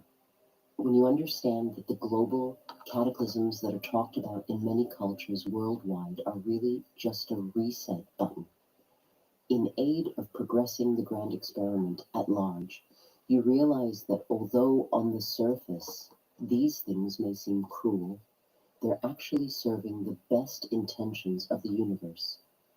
Also, realize you signed a soul contract to contribute to these parts of the experiment. It's just a tale of forgetfulness that wipes our memory as you incarnate on the earth plane. The reptilians know that the last cycle, or the 7th breed of modern man, was genetically altered again 100 years ago. They knew that this version of man was close to ascension, as the reptilians were actually inhabiting the earth 65 plus million years prior to the human. They believe it is their planet, and they don't want humans controlling it. From a neutral's perspective, that's a fair point in the eyes of 3D. No, I am not a reptilian. This is why religion was created in our last cycle of modern man, to prevent us from ascending and misdirect us through disguise and manipulation of the truth. They also installed fear into their religious practices with a set of very rigid rules and regulations, particularly within the Catholic Church, to keep our vibration low and keep control of the human population. The reptilians, although given millions of years to evolve naturally, proved that they couldn't shift their consciousness to the 5D. There were some exceptions, but these beings are rarely talked about. These benevolent ones are assisting us right now in our ascension process. Personally, I have interacted with them whilst they have been upgrading my DNA. The malevolent ones, however, instead, by controlling our consciousness, They could feed off our negative vibrations and harvest energy for themselves both on and off planet. There's currently a fight between 3D and 5D consciousness on Earth because as we raise our vibrations, the planet's frequency also rises, making it harder for these beings to survive in an environment which isn't an energetic manner. It also depletes the amount of energy they can harvest from us. Many say that reptilians just live off planet or in the underground bases on Earth, but this is not entirely true. You may be familiar with the term shapeshifting. To understand what this is and how it is used to fool the masses, I'm going to explain how this technology came about. Yes, technology. The humanoid reptilian did not evolve from its ancestors overnight. Far from it. It took 30 million years for it to take human-like form.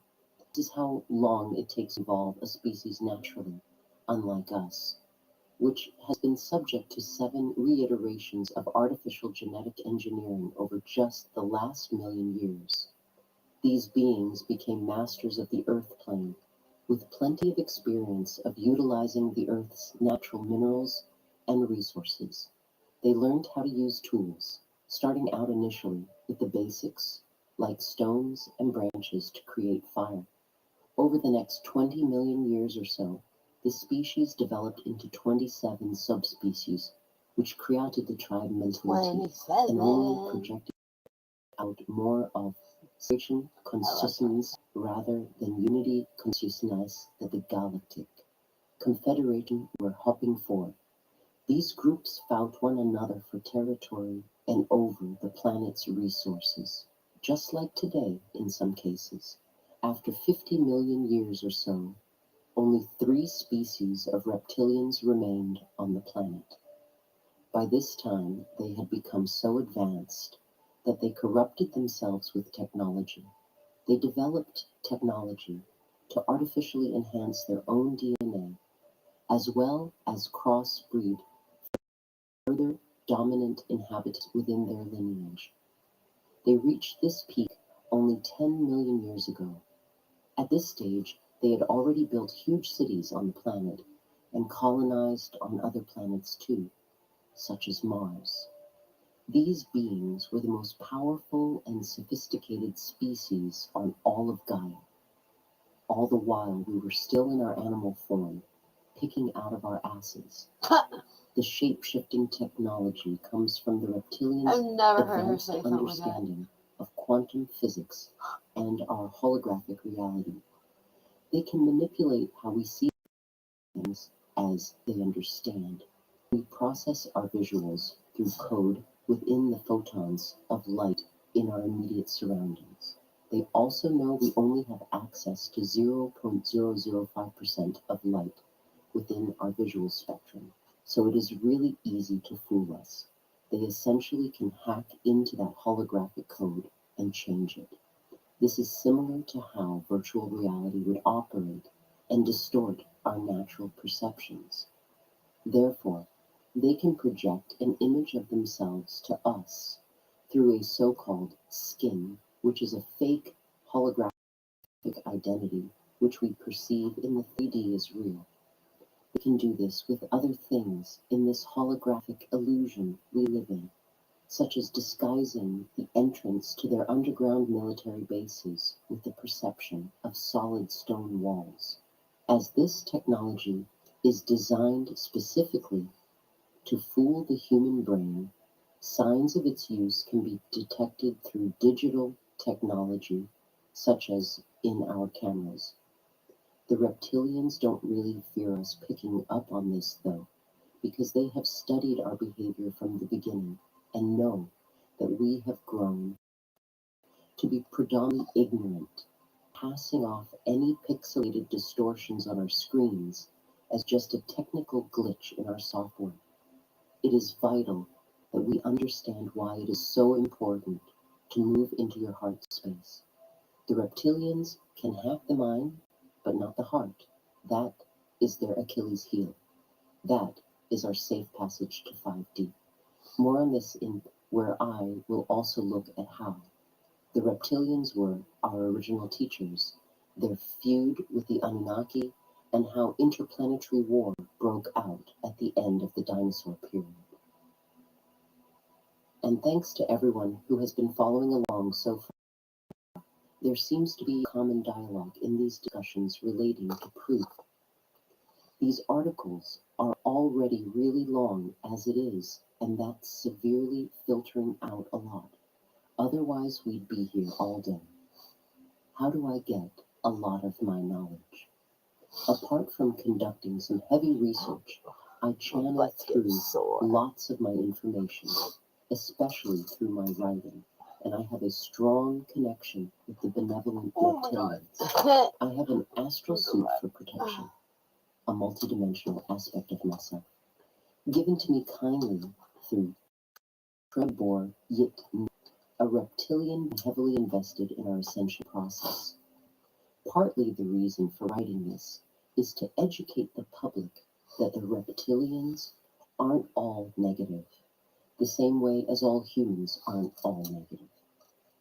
From a scientific point of view, the left brain deals with logic and facts alone, and the right side of the brain is connected to intuition and seeing beyond what is.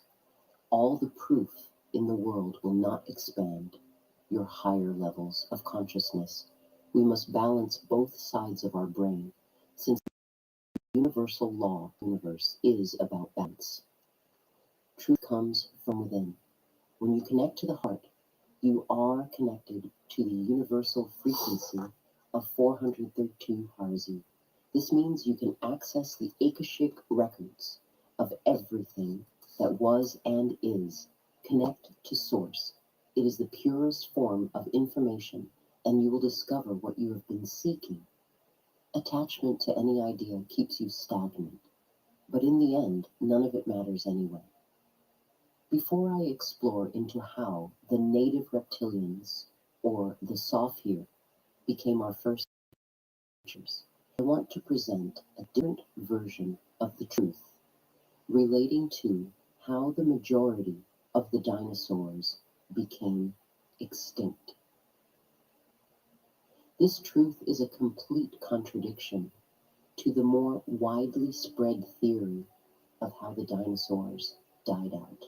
Mainstream scientists and theorists propose that the dinosaur races had died in a great global cataclysm 66 million years ago, which had been caused by an asteroid known as the Chicxulub crater. The main evidence that has supported this version of the truth points towards the detection and discovery of the large amounts of iridium concentration found within the ground, a chemical element that forms like a piece of metal in its hardened state. This element forms through the burning process. However, it has been misinterpreted and overlooked for something completely different: a bomb. A fusion bomb was dropped onto the Earth, and only through the burning process, upon its impact, did these fallout elements, like the atomic 77th element, iridium, appear. So what's the reason behind the bomb? A planetary war broke out between another humanoid species called the Prokians and the Alpha Draconians. These Alpha Draconians are not the same as the Sophir. The Sophir, or native reptilians that evolved from a few of the dinosaur species, have two completely different ecosystems, in contrast to the Dracos one is hydrogen-based and the other oxygen. The Proteans came to Earth in the times where the dinosaurs existed and where the first reptilian humanoids were also roamed the planet. Why did this extraterrestrial race come to the planet? For the same reasons. It was visited by many other planetary species like the Anunnaki, for its rich material resources and minerals. These beings actually set up colonies away from the bigger predators on Earth at that time, such as in places like Antarctica, all the while mining for raw materials. 150 years after the Procyons' arrival came the Alpha Draconians, who wanted the raw materials of the planet for themselves. They were particularly interested in one specific material, copper, as it's a fundamental element in helping to produce Oh new my stable God, elements to yeah. develop their advanced technologies. The Procyons had experienced previous conflictual situations with the Royal Dracos So before, much.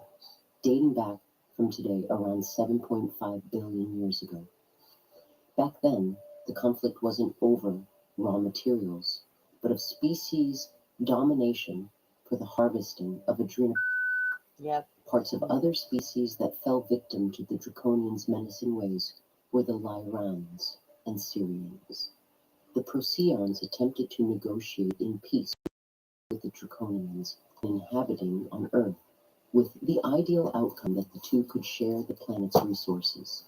The Draconians ignored all efforts of peaceful communication and instead wanted to use a bomb that would destroy intelligent life on Earth without spoiling the raw materials in their purest forms. The Dracos dropped a bomb around Central America into the ocean. To their surprise, this bomb was way more potent than they ever could have expected.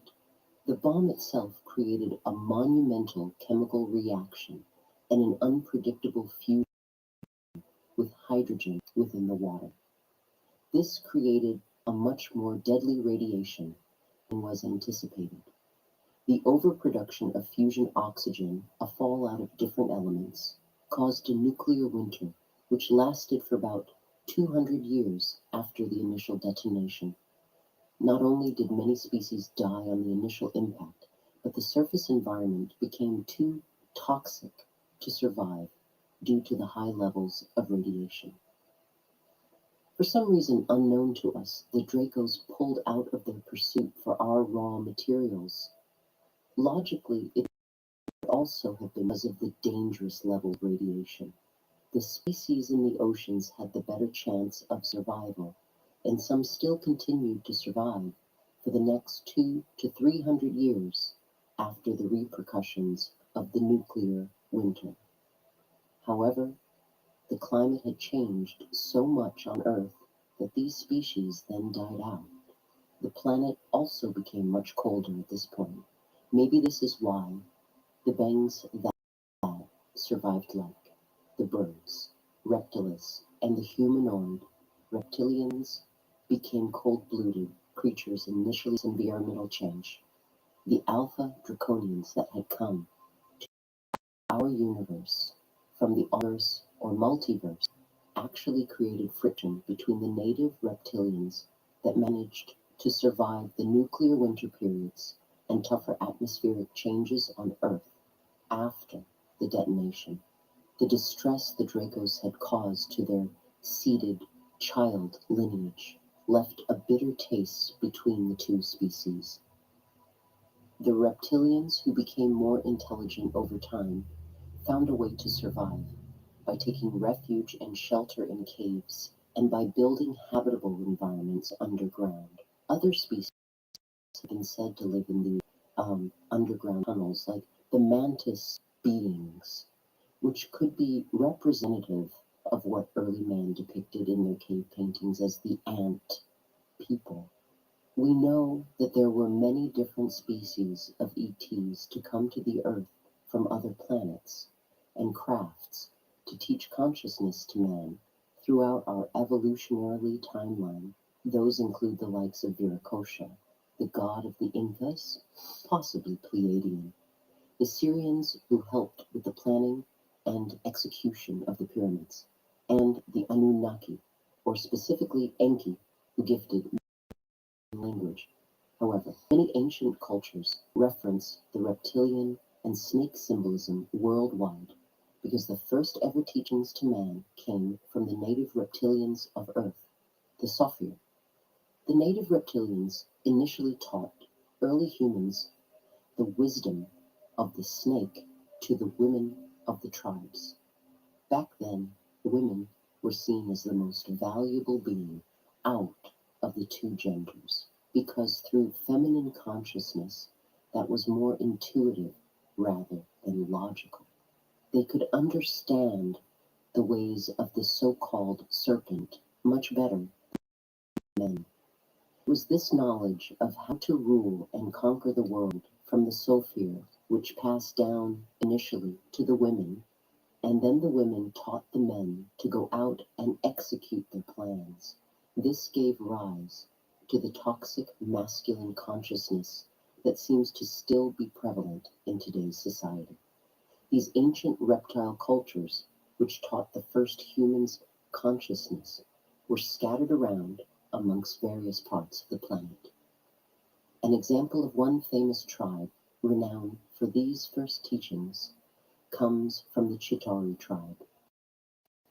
Man began to grow its civilizations through this tribal and territorial type of consciousness until the arrival of the Anunnaki, or as the Sophir refer to them, the Illusion. Both the reptilians and the Anunnaki all wanted to control human consciousness for the most part, and used humans to fight in their wars between the species. The reptiles claim that some of the Anunnaki spread rumors to its people, humans, by categorizing the reptilians as evil and the Anunnaki as the so-called good ones. Bloody battles played out between these races like a chess game for thousands and thousands of years. Some of these battles weren't just fought on the ground, though. There is modern-day evidence pointing towards space wars being played out on Earth through the use of sophisticated technology, well advanced beyond its time. Two striking examples that commonly get recited in history include both the fall of the Tower of Babel as well as the Roman ruins in Baalbek. Baalbek is the one example I will briefly discuss. The term Baal in the name Baalbek derives from the malevolent Anunnaki god Baal, which is the bloodline of Cain. The dark forces believed Cain was Lucifer's child, and this is where the elite's religion of Satanism is actually a worship of Baal, or what people refer to as the devil. Baalbek's ancient ruins took an immense amount of damage that couldn't have been a result of natural disasters. Tides, earthquakes, or even a comet couldn't have been the reason for the destruction, because the tall pillars at the site still remain present to this day. It's most likely that this is evidence of advanced weapon technology being used by off-planet bases in another example of a battle between the reptilians and the Anunnaki. Remember, by this point, the native reptilians had colonized on planets too, and developed such advanced tech, arguably equal to the Anunnaki. That's all for now, as this video was long. Well done for getting through it. I hoped you enjoyed the video. Thanks again for all of your support. Much love, and have a great day. By Jamie Phillips. Dude, I've been dreaming about fucking copper. The future and the new Earth. Copper mining, actually. The Earth is changing. We are changing. The things that arise. What is the fifth dimension version of Earth, and how do we transition? There are many theories that contemplate the quantum leap forward into the so-called new Earth, leaving behind the old one. This article today should by no means be solid proof for what is to happen, but instead to examine the theories that are already presented to us to help piece together what lies in store for us in the future. Dolores Cannon's work talks much about the split between the old and the new Earths, which is separated by dimensions or density. One is third density based, and the other fourth, fifth density based. The vibratory changes align to the difference in our chakra energies, transitioning from a third chakra dominated society to a fourth, fifth chakra society. The third chakra represents the energy center of our solar plexus and expresses how we use personal power to establish individualism, but also to maintain control in our physical surroundings. This gut-based consciousness is more strongly tied to the masculine energy, and in doing so, it has leaned towards the unbalanced service to self attitude that has gotten us into some pretty sticky situations. Fourth density consciousness is tied to that of the fourth energy center in our chakra system, that of the heart. Fourth density individuals have woken up to the reality that a being possesses a power and presence beyond that of their physical body, and the person starts pursuing their path towards obtaining higher states of consciousness. At this stage, the person adopting this density state is aware that vibration is the key to enlightenment, and that through an opened heart chakra, they can connect to all things in the universe to see beyond purely the physical constructs of 3D. The heart chakra conforms to the purer energies of love, compassion, harmony, and cooperation. Some theories suggest that the fifth density will transition from the heart space consciousness up another notch to align with the fifth chakra. This is the level that we express and can manifest our thoughts instantaneously through the fifth dimension. It is where we can materialize and dematerialize, going from our physical body to our light bodies and vice versa. This is how the Anunnaki were able to change form, and how the wild Egyptian stories of these beings changing identities could hold much truth and validity after all. So how do we shift? Again, there are some people that theorize that we will be born into a completely new world, vastly different from our current surroundings. However, I personally think that the shift will be much more subtle than we would like to anticipate. Rather than having a drastic change between a dystopia and a utopia, in contrast, I see the split come in the form of a duplicated canvas of our current Earth. Just like how a cell divides naturally through mitosis, I see two identical canvases being birthed initially, only for the two worlds to change as we decide which one we want to live in. Living in a parallel world separate from one another would be my understanding of it.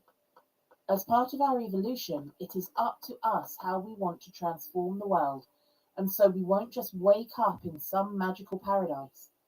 Our current reality is presenting us with the catalyst for change, giving us the choice to choose between the old and new Earth, separated by the frequencies of fear and love. The next 4 years are particularly vital as to what version of Earth we decide to live in. It doesn't matter about your past, but what you are choosing in this now moment moving forward. This is why Dolores Cannon is saying we have the ability to release all karma as long as we drop our fears and let go of any negative attachments we were previously holding onto that was causing us trauma. Trauma is essentially fear stored within the body. These next 4 years will be really testing us as a global species in how we respond to darkness and low vibrations. When we choose to give and move on from all the negativity that our world has been flooded with for thousands of years, only then can we move past our traumas and start rebuilding again from that of a blank canvas. This is what our bodies have been preparing for over the last several months and years, to hold higher levels of light and consciousness that will keep us strong and centered when all of the truths of the world are revealed to the masses. We would only seek to repeat the negative cycle of retaliation if we were to fight negative with negative energy. This time we are given the option to move past the corruption through unconditional love, or to keep feeding the beast with its own energy. Understand that responding with lower vibrations to anything at all, regardless of the situation at hand, is actually keeping off-planet entities which control our matrix system alive. The more we hold the light, the quicker the waveforms of the planet rise and expand, resulting in a much faster change in alchemy of darker energies. The choice is yours in every now moment. Every negative choice keeps you attached to the old earth and dense energy system. We must learn that we are constantly flicking channels from the old and new earth all the time, depending on our current state. We are essentially training to consistently keep ourselves in the higher timeline by always responding with love. It is really as simple as that. What we are currently experiencing is known as Pluto return in astrology. Pluto is the planet of secrets, but also represents death both physically and symbolically. In our solar system, it is the slowest planet to complete one full cycle around our sun and takes approximately 250 years to do so. Why is astrology so important in all of this? The planets in our solar Hey, system shut up. Who are you? the energetic tools that govern our Oh, consciousness fucking to books. transcend us into higher density beings eventually. The essences in the Bible were astrologers, and quoted in this famous text, the wise man follows the star. Pluto, when it comes back onto its native point in its full cycle orbit, creates what we could call break-up, shake-up time. It reveals secrets so we can alchemize change and learn from what experimentation of the past that did not serve us so we can rectify our mistakes. It is all a learning process in our evolutionary consciousness as a modern human race. As you could probably tell, we are in these break-up times as of now. The last Pluto return occurred when the Declaration of Independence was formed after the war between England and the States around 250 years ago, when Pluto was sitting at 27 degrees of Capricorn. We are currently at 25 degrees of Pluto in Capricorn, meaning we are a couple of degrees away from the biggest truths coming to the surface for all to see. Funnily enough, if you go back 250 years prior to these events, you also had the split up of the Protestants and the Catholics. Everything works in cycles, and it is as if history keeps repeating itself like a constant carousel ride. The ride only stops when you realize you have to jump off.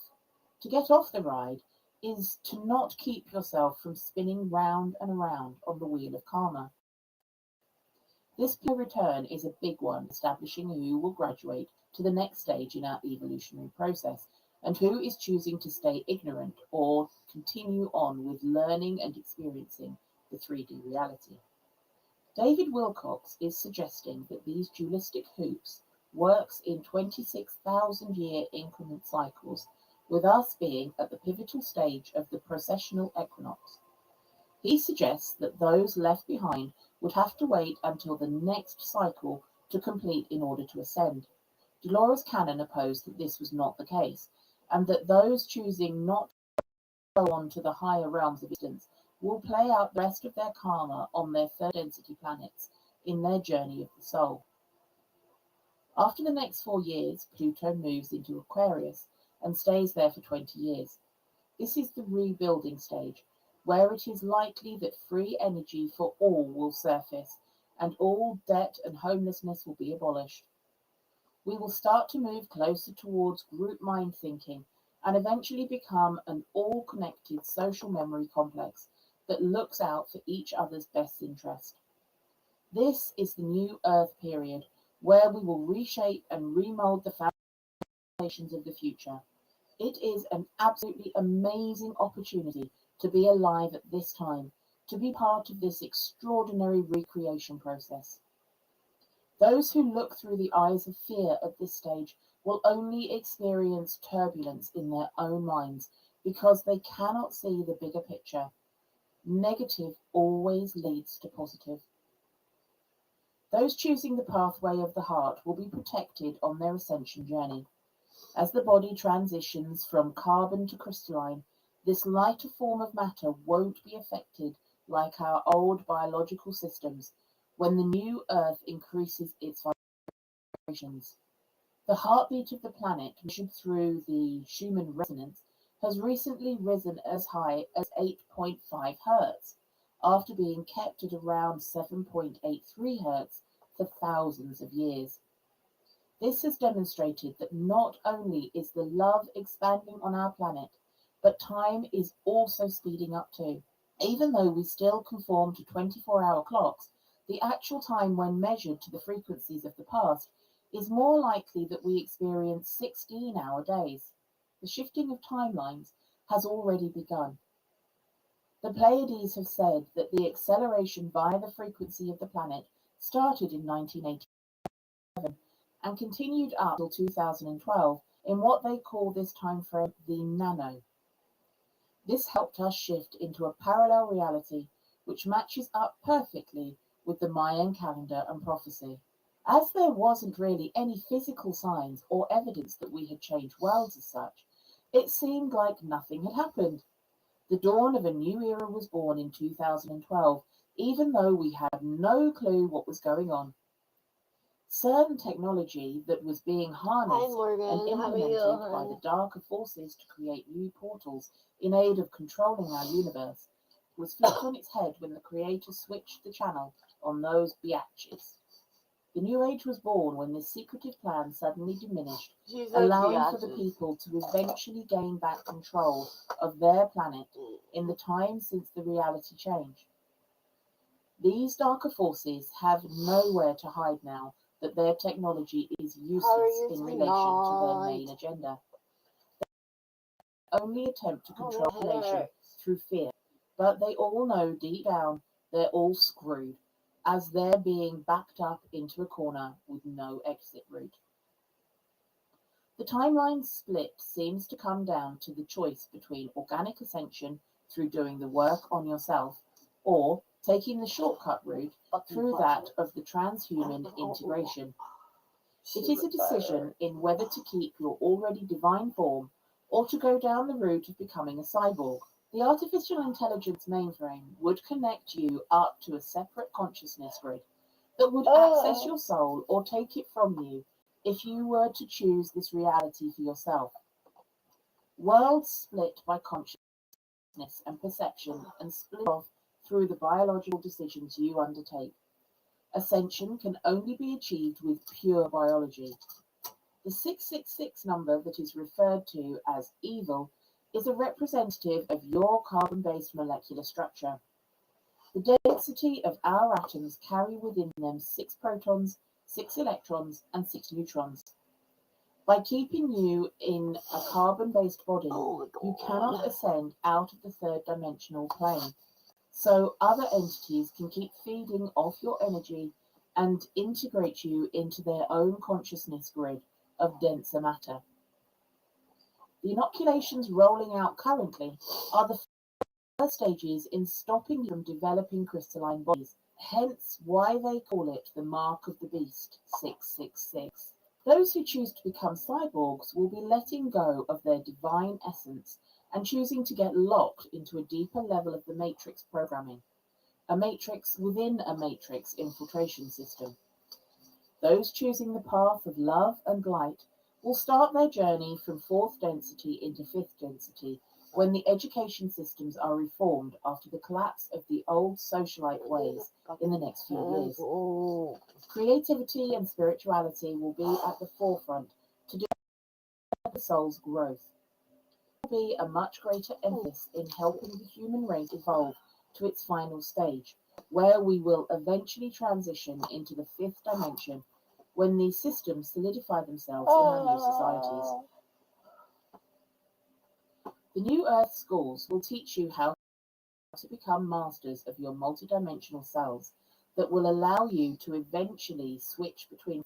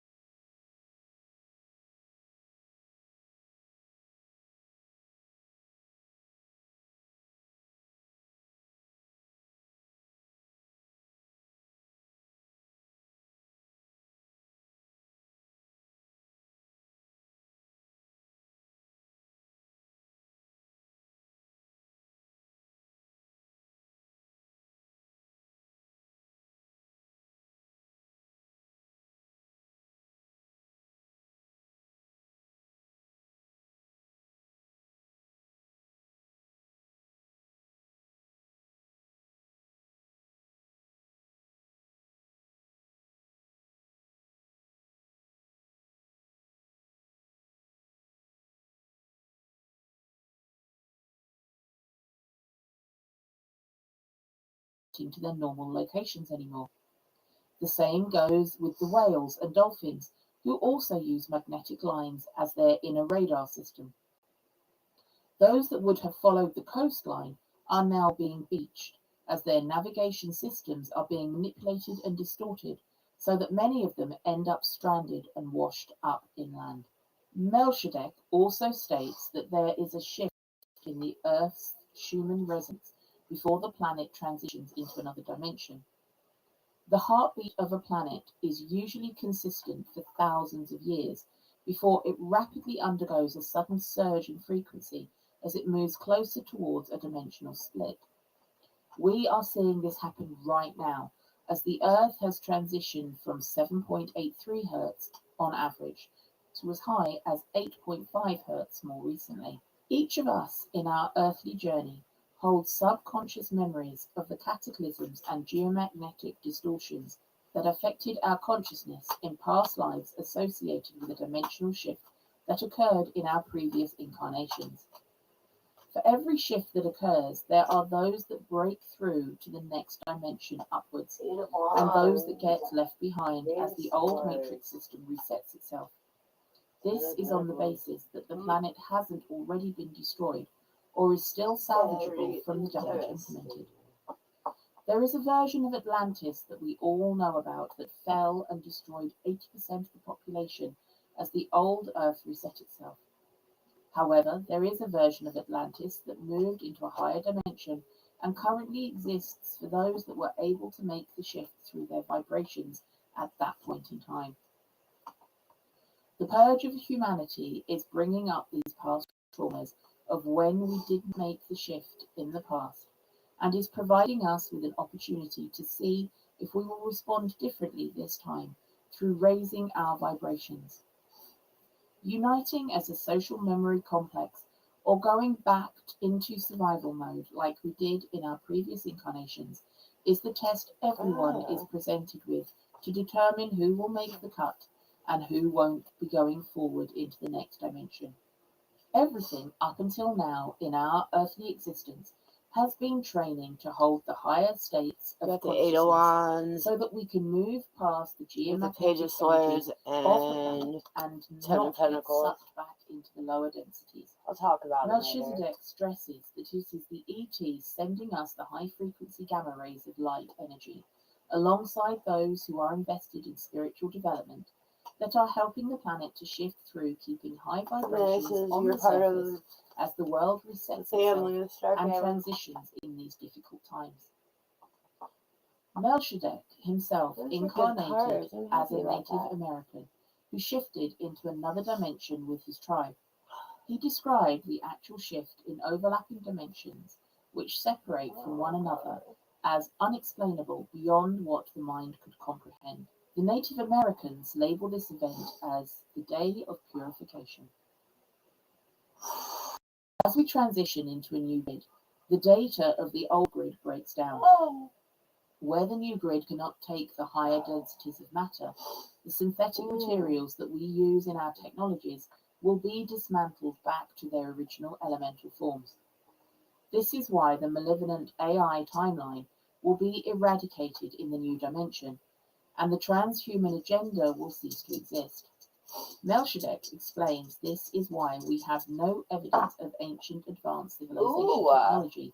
111, guys. Because all the synthetic 111. machinery and materials were broken down Oh, from past transitions and matrix resets. Aeroplanes that existed on the Earth millions of years ago show no trace of sightings or archaeological discoveries, as the materials from these past objects have broken down to their original molecular structures, like how glass would reform back to sand. The best example is the remnants of Atlantis that had to start again from complete scratch. We essentially went backwards as we shifted forwards, as we pushed the reset button on civilization and all of its contributions.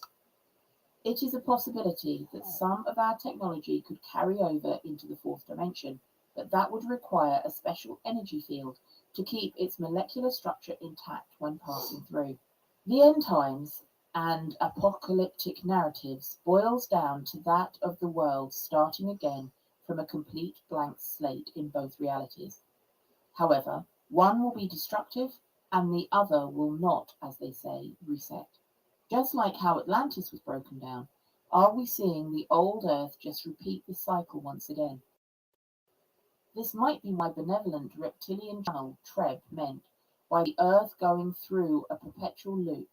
See my Treb transcribed channeling for more info. The actual dimensional shift, according to Melchizedek, occurs within a 5 to 6 hour time frame. This moves us into a new time-space dimension as we pass through the void to enter the fourth dimension for those who are choosing to evolve.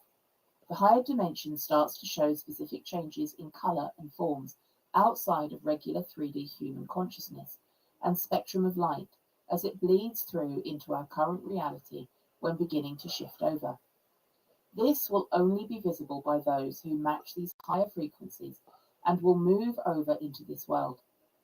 This corresponds greatly with Dolores Cannon's work, which describes the immense changes and increases in the upgraded color palette in the new Earth. Everything seems more vibrant, and there are even certain forms in this new environment that are not recognizable to us humans at this point. The introduction to new foods and plants, like the self-cooking custard apples, are said to be one example.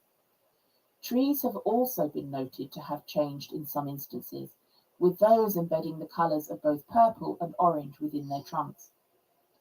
Dolores's work explains that the old Earth during the separation phase between dimensions will provoke a cleansing period that the planet will go through in the 3D, and those not choosing to evolve will get stuck with these hardships on the planet, as the others who have increased their Thank you for hanging vibration out, Morgan. can step into the new dimension and see what Appreciate is you. Love unfolding you. in the lower one. Gaia, in the third dimension, will eventually seek to destroy the surface of the planet and its inhabitants as it attempts to reset itself with flash floods and various earthquakes. The temperature of the old Earth will get so hot that it will destroy and burn up the plants and make it very hard to breathe. Cracking due to the heat in the ground will lead to toxic gases held within inner Earth to also be exposed on the surface and flood the atmosphere. Many will die from this exposure of toxins. It is a gas that we cannot sustain within our lungs, and so people will be forced to seek refuge underground to survive. This is how a portion of humans evolved into greys, who became slaves of the reptilians through this negative timeline choice. This is still a grey area for some. Much love. Thanks for watching. Thank you.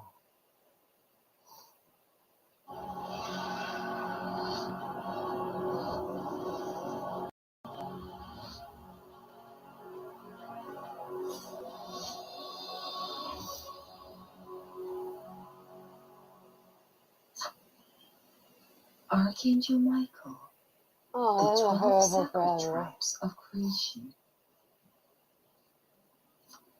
Beloved Masters, it is time to expand your knowledge as to how the Krita plan was designed and how you all have been affected by the plan throughout your many lifetimes. But especially in this lifetime, we have explained many times before that your Earth resonates to the harmonics of the number 7, while your galaxy and this universe resonates to the harmonics of 12. There have been numerous references to this in the past, some given in metaphors, and many that are so commonly known that you do not even think about their deeper meaning.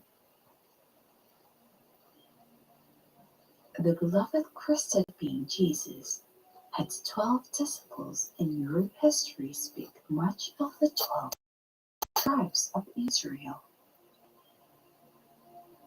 Your astrological zodiac is divided into 12 segments, and one of the major timekeeping systems on Earth divides year into 12 months. There are many more examples, and if you become more aware of the significance of this number, you will begin to recognize them. More and more often, you are dreaming of the number 12 and 12, and it repeatedly is brought to your attention via your digital clocks. Your number 12 carries the vibrational frequencies, the wholeness and balance.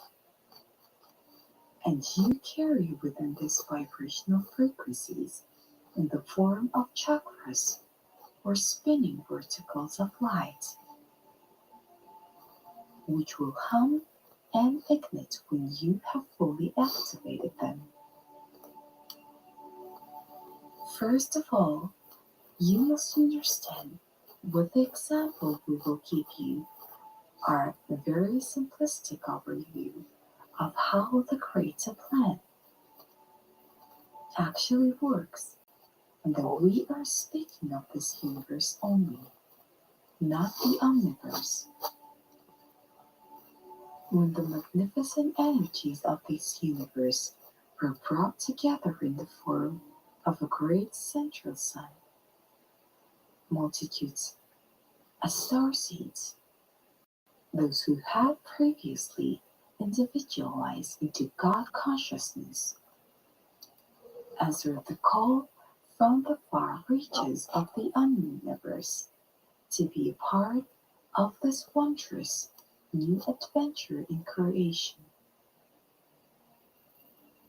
The great beings who were to be the Father, Mother, Godhead of this universe field, this new great central sun with their divine essence, and all that were to be a part of this new creation were drawn into the great circle of God, light and infused, encoded with the new divine blueprints. The greatest number of divine sparks were those who had not yet been externalized or had not come into conscious awareness. We often call these the holy innocent ones, as the radiance of the Father, Mother God of this universe burst forth. The first to be created were the co-created Council of 12, the Elohim Council, co-creator gods, and the Lords of Light, and the Archangelic realm. There are many subdivisions to each of these creative forces, but for this short explanation, you will have to suffice. What we wish to instill in your conscience at this time, for it is most important for your understanding, is that there were 12 great rays of qualities, attributes, and virtues brought forth from the heart of our Father, Mother, God's 12 magnificent universal beings were created, which has been designated as cosmic monadic divine I am presence groups, and these were later divided into 12 more galactic monadic groups. Each of you is a facet of one of these great beings who have been separated into a multitude of fragments as you journeyed down through the multi-dimensions. But you are still as integral part of the great being, just as you are a facet of the supreme Creforia spark of one, or all that is. This is also meaning of the number 144 to 12 groupings that have been formed at every level of creation, which may contain billions of individual spark or souls. When you were ready to incarnate on Earth, after greatly stepping down your vibrations, you were in a monad, I am, presence grouping of only 144 souls, consisting of 12 facets, spark that divided into 12. You have interacted with those 144 sparks down through the ages, dancing to the beat of duality and playing different roles for each other as you sought to return to harmony and balance. This is not to say that you do not interact with other groupings, but you seek on your intimated soul family not only to support you, but to interact with a multitude of ways.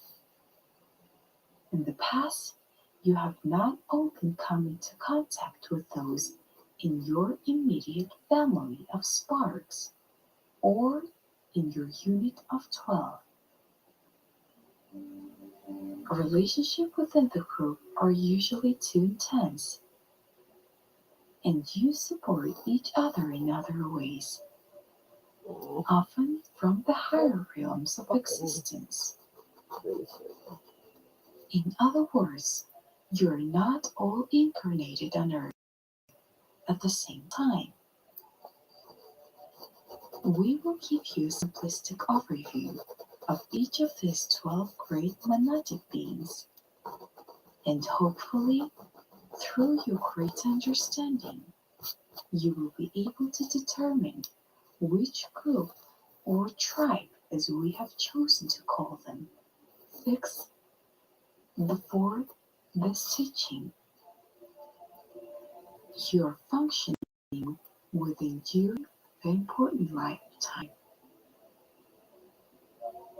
In the highest realm of this universe, you experience creation as a monadic group, which was composed of either first, second, or third ray energies before you descended into this galaxy. Rays 4 through 7 are sub-rays of the third ray. Then you experience the galaxy as a group monad in which there was a mix of first, second, and third ray. Here you join together to individual groups or soul families that were composed of a certain number of each of these first 3 rays. Not an equal proportion, however, which was also brought to the group of great variety of universal experience. Many have called these groupings task companions, and that is what you were. You mix the method and your energies and attributes so that when your proper time came, you would recognize your tribe through your intuition, your vibratory resonance. There would be a certain soul signature that would draw you together. You were then gathered into the auric circle of light of your galactic monad, and from there, through your solar system, I am presence. You fragmented into lesser and lesser sparks of consciousness as you devolved into the fifth, fourth, and third dimensional experience. You were destined to come together again in the physical or in your astral travels and you will join together to create a vortex of energy that is greater than the sum of its parts. This melding would reinforce, support, and assist each of you on your chosen path. Whatever that may be, it is the beginning of returning to unity consciousness. This phenomena is happening all over the world at this time.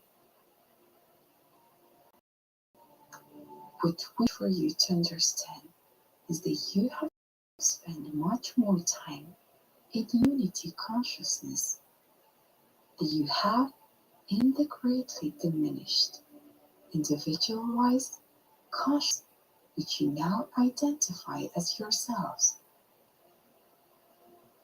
The past lives that you have had in the solar system and on planet Earth are just some minuscule portions in your memory banks. You really are. It was only when you and the Earth sank into the density of the third, fourth dimension that you lost the memory of your connection to each other and source.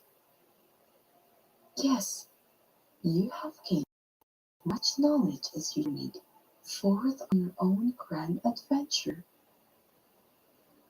And now it is time for you to come together as members of your tribe or soul family to share the wisdom you have all garnered down through the eons. The 12 tribes of creation are broken down as follows.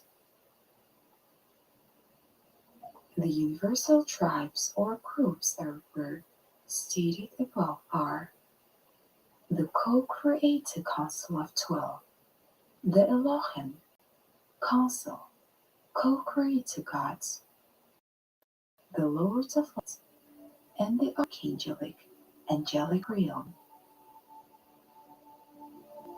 The 7 tribes of galactic expression could be designed as falling into these general categories: leaders, pioneers, warriors, will to create, scholars, wisdom, abstract, knowledge, sages, teachers, active intelligence, artisans, craftsmen, artistic creation, builders of form, scientists, concrete knowledge, crusaders, freedom, redemption, purification. As we stated before, your divine I and presence or monad is either the first, second, or third ray. Rays 4 through 7 are sub-rays of the third ray. Your monad never changes, but your roller ray, physical body ray, emotional body ray, mental body ray, and personality ray change in different lifetimes so that you can experience all the facets, attributes, and qualities of creation.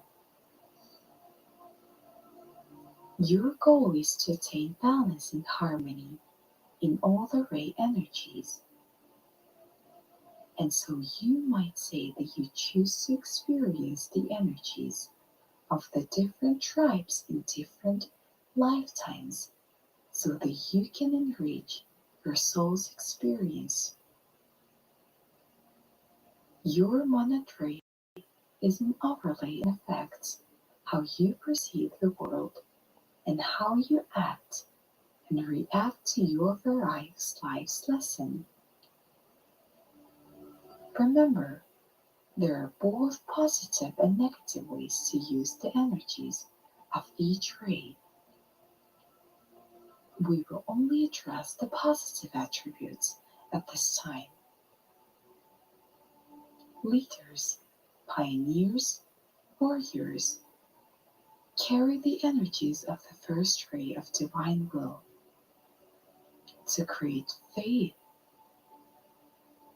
valor, and protection.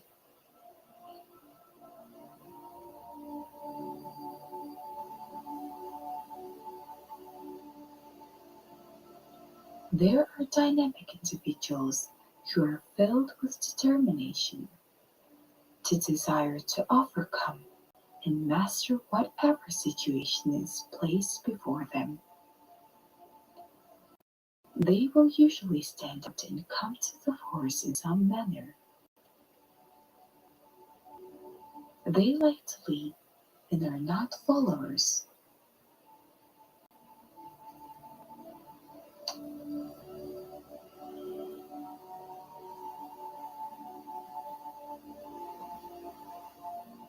This ray predominantly represents these masculine energies of creation, outward focused, dynamic, action oriented, and powerful.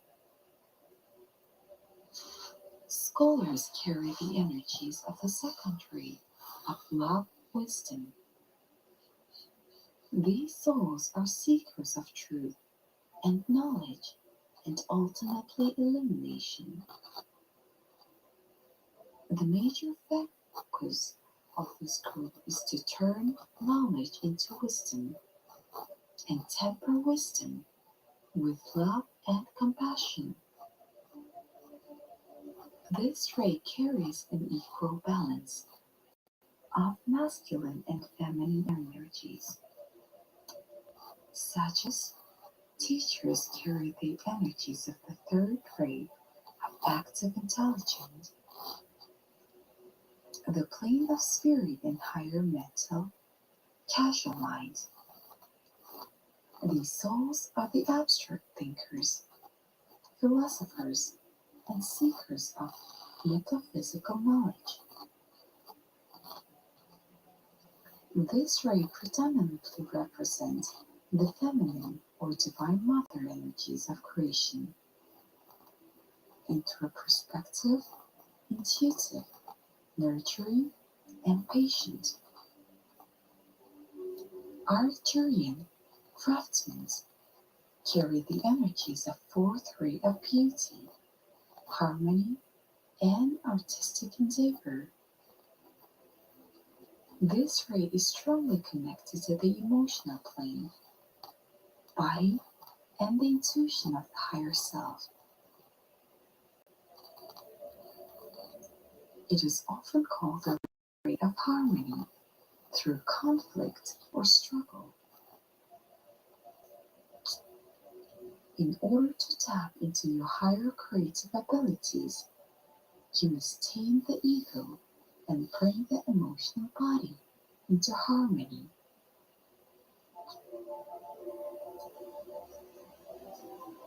Scientists, intellectuals carry the energies of the fifth ray of concrete knowledge. This ray is connected to the mental plane body. These souls are the more linear thinking, analytical types and often become scientists, researchers, electricians, engineers, computer experts, doctors, and nurses. Crusaders carry the energies of the sixth ray of devotion and idealism.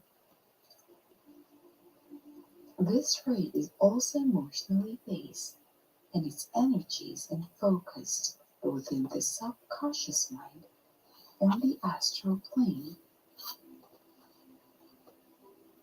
This is a gentle ray that instills a desire for tenderness, peace, and tranquility.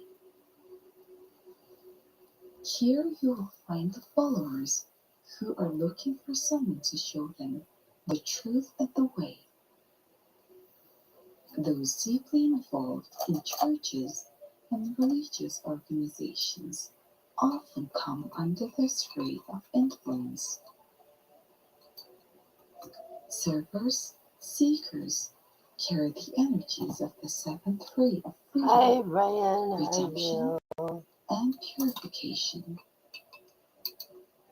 This is the ray of the violet transmuter flame, Grace and and the most Lynn. How are you predominant tonight? ray on Earth at this time. This is the ray of invocation, manifesting in the highest form and of service. The greatest number of people on Earth at this time are servers, seekers. The five higher galactic universal rays are a combination of the first Hi, seven rays JK. infused with the Brayden. golden, white, How's everyone? blue-scented lights of the Creator. The radiance of these great rays is now available to all humanity and are instrumental in facilitating the tremendous changes now taking place on Earth. When we wish to understand is that there are many souls from each of these 12 tribes now incarnate on Earth plane. True, the number of beings from the 5 higher tribes is much smaller, but they are incarnating in greater and greater numbers at this time in order to assist the Earth and humanity through their birthing pains, the birth into God consciousness, her natural state of being. Each of you originated from one of these 12 sacred tribes of creation in this universe. It is an overlay that has been with you from the beginning and which has affected you in every lifetime. Yes, in the beginning you came forth from the direct center of the Supreme Creator. However, your origins in this universal experience would be the angelic realm or any of these grand lineages. Have we not told you that you are a small spark of a wondrous divine being? We also wish to instill in your minds is that because of your unique origin and overlays,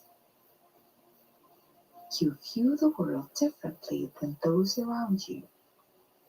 For example, if your divine I Am presence is the first ray, your impulses, desires, tests, and way of functioning will be very Hi, different Annalie. How are from those you? with the second or third ray monad. Does this help you to understand why those around you function differently, have different viewpoints and interests, and are drawn to different vocations and avocations? It is not just your earthly cultural or racial attributes that make each of you unique, different. It is much deeper and more profound than that. And the paradox is that even within your great diversity, you are in exercise all the time. Enjoy your uniqueness, beloveds. Find what makes your soul sing and brings joy to your lives. But also look at the greater picture and know that you are all a facet of the Creator.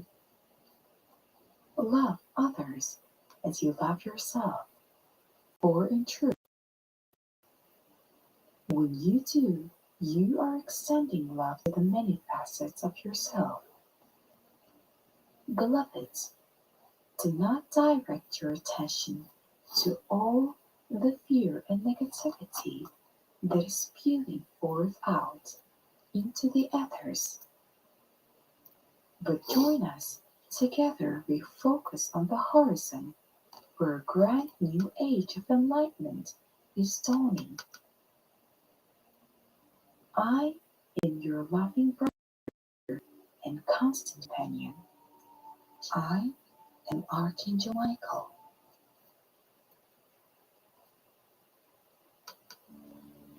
Hello, friends of the truth. Today I will tell you unusual information about our existence. Listen carefully. This will blow your mind. Let's refine the information received with this channeling, which complements the picture of the hologram and the sides. Once upon a time, in ancient times, certain entities set off on a long journey. They flew through outer space, and their flight lasted many decades. During all this time, they did not see anything remarkable, no new roads. They just did boring, routine work.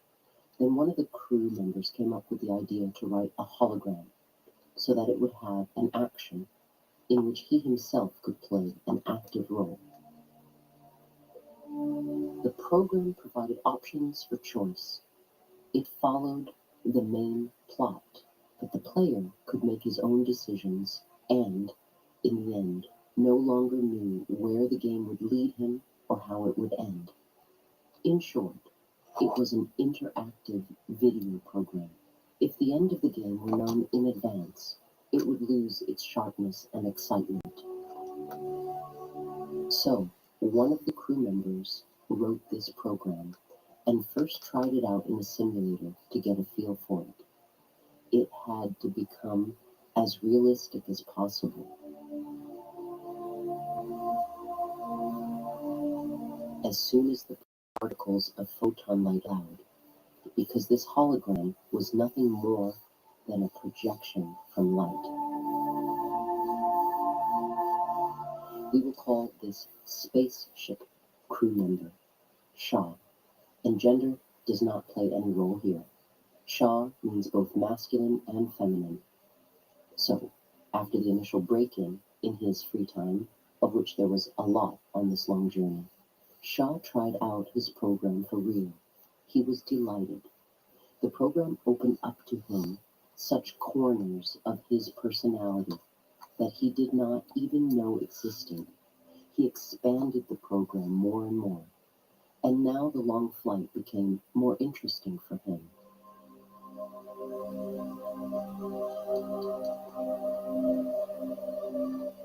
But what became most interesting for him was traveling through the expanses of his inner world.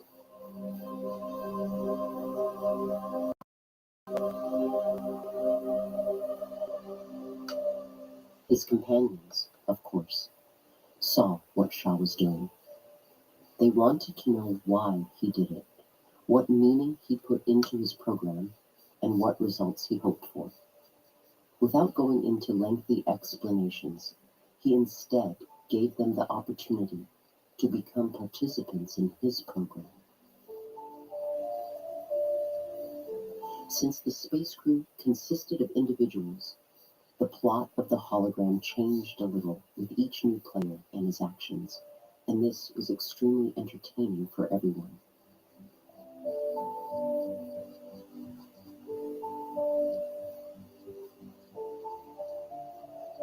Flight gradually lost its meaning. The crew spent more and more time around the hologram, each eagerly waiting their turn to make their own changes to the game's progress.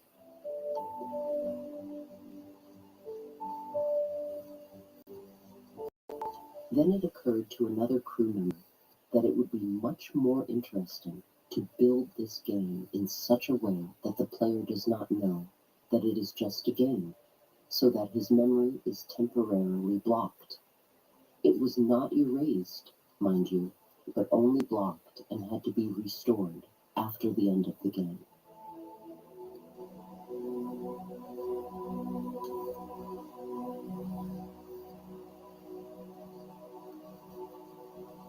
The participants really liked this new option, but sooner or later, all the possibilities of the game were exhausted. What's next? The crew members decided that they would all come up with new stories, and everyone could use the stories of their colleagues so that they would be provided with entertainment for a long time during a boring flight. Of course, it was necessary to guarantee the safety of the flight itself, so part of the crew had to remain outside the hologram.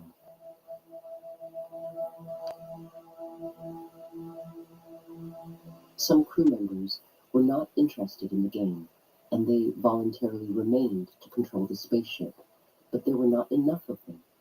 Therefore, the rest, no matter how passionate they were about the game, had to take turns keeping watch. And then someone came up with the idea to connect all the separate stories to make the game even more exciting and unpredictable. No sooner said than done. All plots were coordinated with each other, and this extended the playing time for a long time.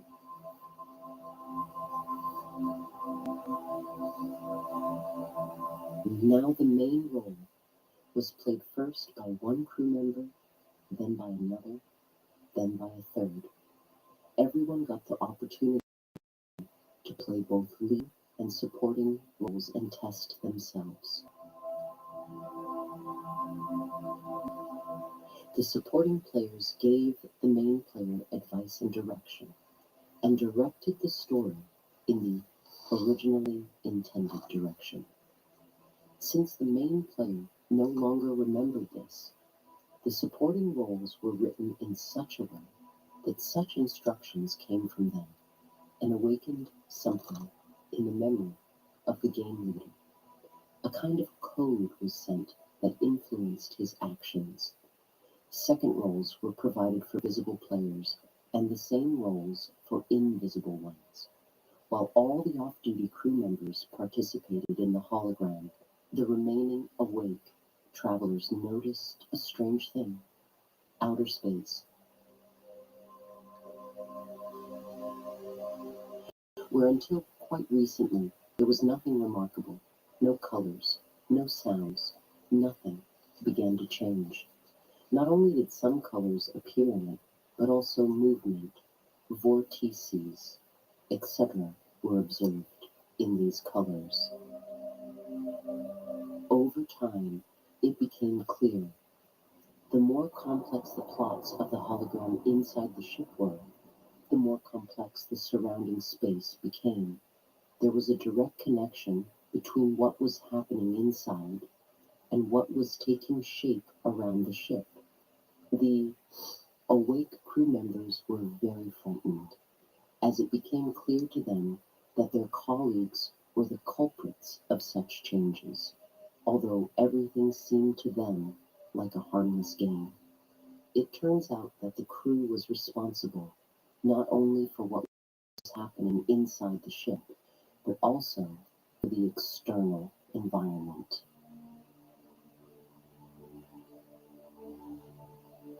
They also realized that they could no longer continue the hologram haphazardly, without thinking about their actions, and they could not even stop it since it influenced the real world and participated in its formation.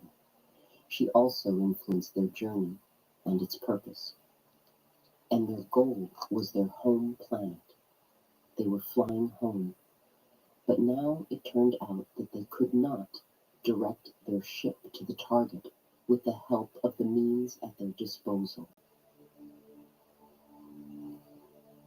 The target was obscured by what had formed around their ship. They discussed what to do. It was necessary to form the internal environment, that is, the hologram, in such a way that their original purpose became visible again. The task was seemingly impossible and required more specialists than the team on duty had at that moment. And so, although the hologram was still ongoing, they decided, if possible, to awaken as many crew members as possible before the end of the game. Awakening meant returning their memories. Since the withdrawal of the required number of specialists from the game meant the complete destruction of the entire game and therefore the surrounding their spaceship. Of course, they could take a certain number of specialists out of the game at the same time without damaging the plot too much. They did so, but they were not enough to again find the goal and the road to it. Therefore, they woke up as many colleagues as possible, but they remained in the game. The advantage of this situation was that the decisions made were immediately implemented. True, communicating with those who needed to be awakened turned out to be very difficult. The players did not believe that what they perceived as reality was only a hologram or one of many levels of reality. The game went on too long for the reality outside to be clearly perceived. The player's memory could only be restored gradually, since the whole truth could cause shock, and then the players would not be able to complete the task assigned to them. They had to gradually remember who they were, and also overcome the desire to quit the game and help their sober colleagues again find their goal, their home planet. That is, they to understand that they would help in finding the goal from within, from the hologram, and that they all depend on each other, both awake outside the game and awakened players inside the hologram. Of course, the awake ones did not wake up all the players in a row, but specialists in certain fields. But gradually, it was necessary to wake everyone up, to remind them who they were, and that the stories they had invented went beyond mere entertainment and became reality, which began to influence the original reality and change it. The players had to realize that each of them is responsible for the current situation, and the awakened ones were now responsible for themselves, as well as for those who were still asleep, and for all colleagues outside the hologram. The crew of the spaceship was not fully aware of the power of their creative energy, so they had to deal with their creations and take responsibility for them. How did they wake up the players, you ask? And I will answer. The measures originally conceived to control the game were so strengthened that the players increasingly noticed that someone else was influencing the game, that they were not alone, that there was another reality behind their reality. Thus, their curiosity was awakened, and it increasingly activated the codes. After all, the crew members were smart beings and provided an awakening code in case they had to remove everyone without exception from the game. Only now, they could not wake everyone up at the same time, as originally planned, since the hologram had to continue. It influenced the original reality so much that if it was turned off, it could destroy it too. So, the hologram had to be continued or reformatted until all the players were awakened to see the result they had unconsciously or thoughtlessly created.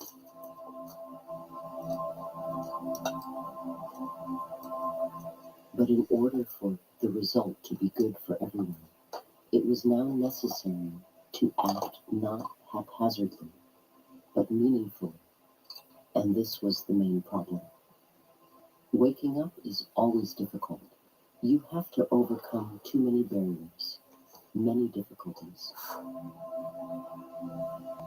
But when you awaken, dear people, only then will the real work begin, the conscious formation of a new universe. What will she look like? The crew of the spaceship did not influence the surrounding outer space with their hologram game, while it was only a small episode similar to stories from the life of Leonardo da Vinci. I don't want to say that the history of the Earth began with him. This is just an example. The space crew enjoyed their entertainment so much that they spread the story far back and forth into the past and the future. They made up stories that happened before and after Leonardo, but even this was not enough for them. They extended their story to the entire solar system and even further to distant galaxies and even further into the past and future, and in endless variations as each played the story in his own way. The moment artificial stories left the solar system, they ceased to exist artificially and turned into reality. This reality spread like a shockwave throughout the universe and changed it. It was as if someone had flipped a giant toggle switch and created something that had never existed before. That which existed only in the imagination of a few entities acquired such materiality that it overcame the old reality and gained control over everything. Those who were not on the spaceship flying home were also affected. In an instant, they found themselves in another reality, which they did not create and which they did not like. This reality was associated with violence and conflict. Naturally, they wanted to find out what happened, but the new reality imposed restrictions on them that were not there before. It took them longer than they expected to figure out who happened and who was to blame. The culprit remained unknown for a long time, and during this time, the new reality asserted itself more and more, and nothing could be done about it. Finally, they found the intruder. The cosmic entities eventually paid a visit to the ship's crew, and this required all the efforts of the crew. They conferred about the situation and called Shaw to account. And he had not participated in the game for a long time because he did not like what the other players had done with it. He was the first to look out the window and realized what had happened. He felt responsible for everything, although in fact he was not guilty, since he never wanted things to reach such proportions. In addition, he had been working on a solution to the problem for a long time and proposed it to those who discussed it. The meeting participants did not like his proposal, but it was the only chance for success. Everyone agreed that the old reality could no longer be restored. This requires too much intervention, and too many species that have emerged as a result of new transformations will disappear. In general, the new transformations enrich the living space, but at the same time, they led to the destruction of both the new and the old, since in some things, the new and the old mutually destroyed each other. Therefore, new transformations had to be put into a groove that would prevent death and create a reality that unites the new and the old. It was necessary to develop a new strategy, to determine the main axis of time into which all others could flow. A big role here was given to the figures from the game, which at first were only holograms without a soul. They, let's call them people, were just programs without their own consciousness or intelligence. They participated in the game, but had almost no influence on it, since there were not enough players to animate all these figures, endow them with consciousness, and thus increase the element unpredictability. A self-awareness program was introduced. The figures received the opportunity to concentrate the energy of consciousness, become aware of themselves, and develop thanks to this. This made the game even more interesting. It received many additional unpredictable components.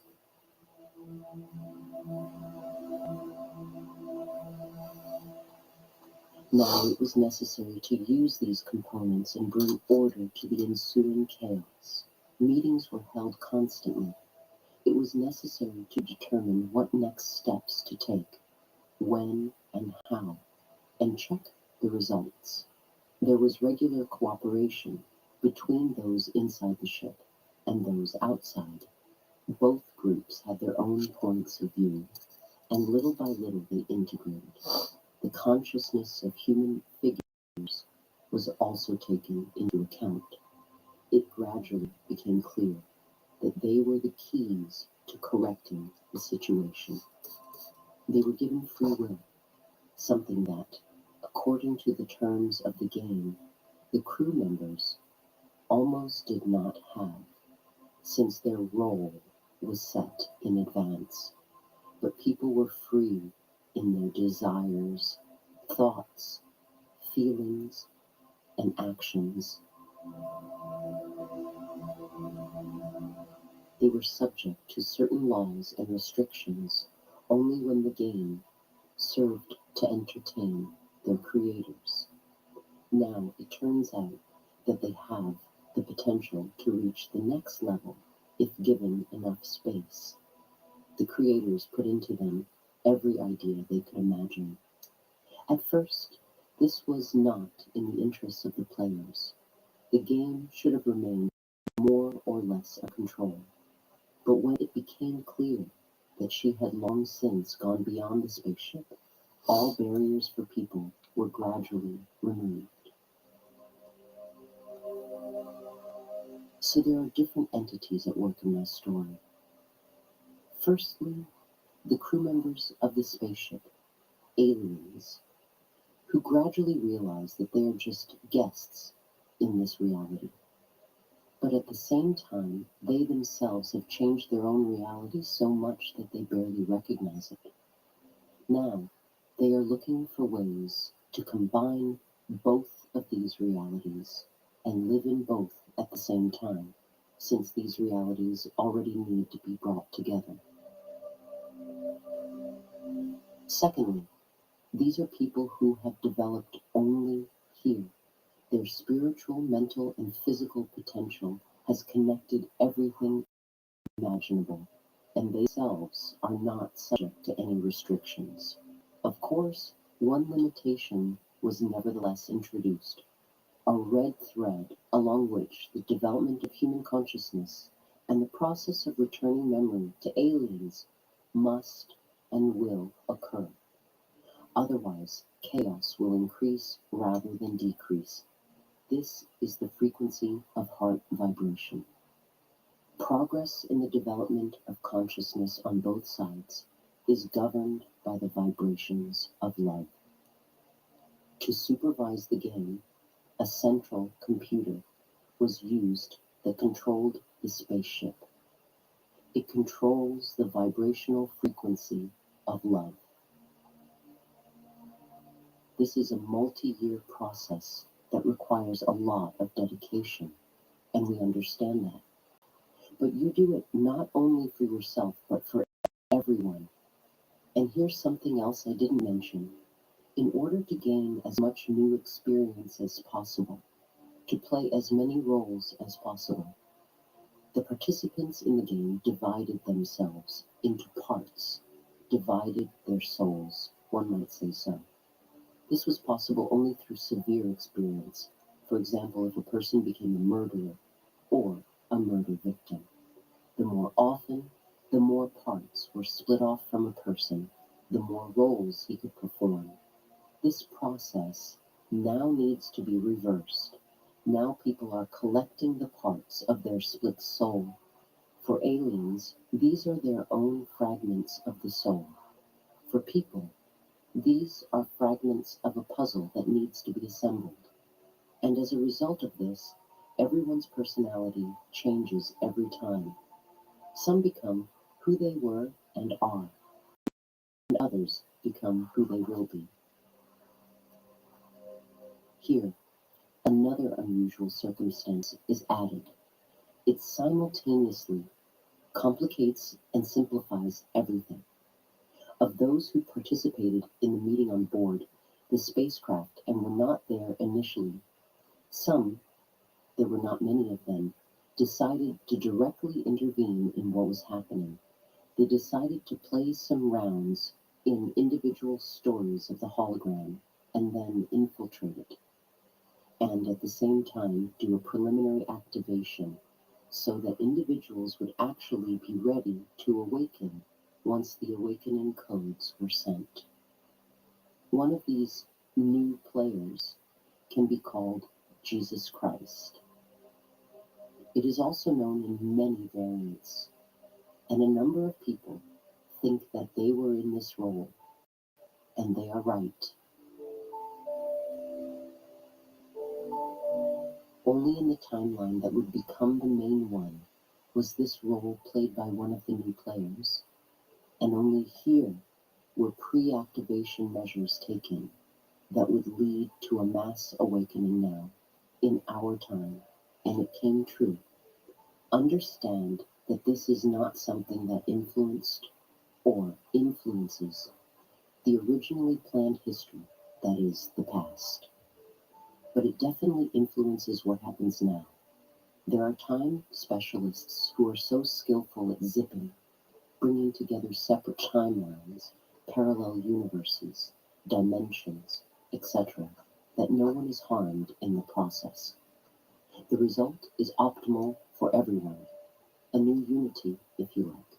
This can only be done from the inside, not from the outside. The zipper be fastened only when you pull the zipper, and not when you simply bring the edges of the material together. It's exactly the same here. Let's just say that my story tells your story only. If everything around you is a holographic projection, what then are you? Is it also just a combination of light and energy that you call matter? The hologram can be changed by changing the parameters, that is, the input data of the program. This is the process you are currently engaged in. After all, understand that when you, for example, expel the symptoms of a disease from the body and delve into its cause, this information is reintroduced into the entire system. As you may know, each particle of a hologram contains information about the entire hologram. So it is here. If you change something in one part of the body, you change it in the whole body. But your body is also part of a larger hologram, a larger body. And if you change something in yourself, it again affects the whole, always. If a critical mass of cancer is expelled from your body, then a large program is automatically rewritten, and this disease leaves you. Such information is transmitted through morphogenetic fields, which are again formed and controlled by light impulses. Light is everything. Information is everything. Information changes, so does light or its absence, that is, darkness. In other words, any disease is curable. if the corresponding program is rewritten in individuals and in a sufficient number of individuals in general to reprogram the entire disease program. One of the reasons for the success of Praniki light nutrition is that the hologram cannot be eaten. The only thing that prevents you from going without food is your belief that you should eat, that is, your programming for food.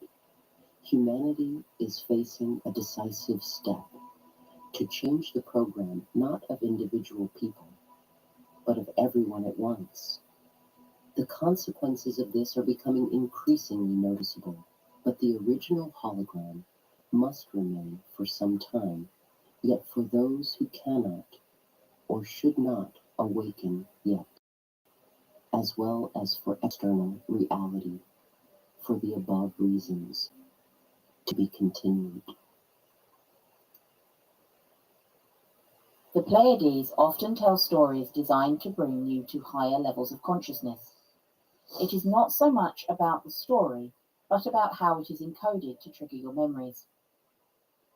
The data in this transmission is derived from direct Pleiadian channeling, from NEDs, from professional quantum hypnosis sessions, and certain prehistorical data comes from the Lemurian scrolls passed down by the Great White Brotherhood. Tonight we will tell you the story of your great journey to planet Earth. You have heard stories, but there is more. There is the whole story. The whole story has to do with your entire soul, which includes many versions of you operating on many dimensional levels and across the perceived vastness of space-time. All systems in standby mode for Mission Earth. Prepare and brace for acceleration. Great one. As you unlock the divine mystery of who and what you truly are, you awaken to the actual and magnificent memories of your ancient past. As you work to raise your vibration, you will notice vivid and very real memories flooding into your consciousness. Your DNA is a living history of truth and life that holds the code and blueprint of identity, the plan for existence, the history of the universe, and the history of life on Earth.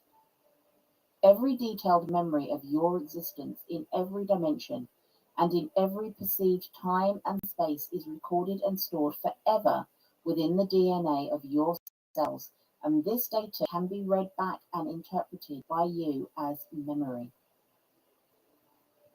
Though we have been a species with amnesia, there is a point on your ascension timeline where you will recall everything that happened in your past, even millions of years ago, and even in much higher dimensions. What's more, this includes having memories of events that you did not experience directly. How is this even possible? DNA data transmission, reception, recording, and storage all occur outside of time and space. And since all DNA is entangled at the quantum level, all universal memories of all beings are your memories as well. There is only one set of memories ultimately. Telling humanity the true story and the whole story is why we came to Earth. Darkness means in the dark or hidden. If one does not have all the information, he is in the dark and walks in darkness.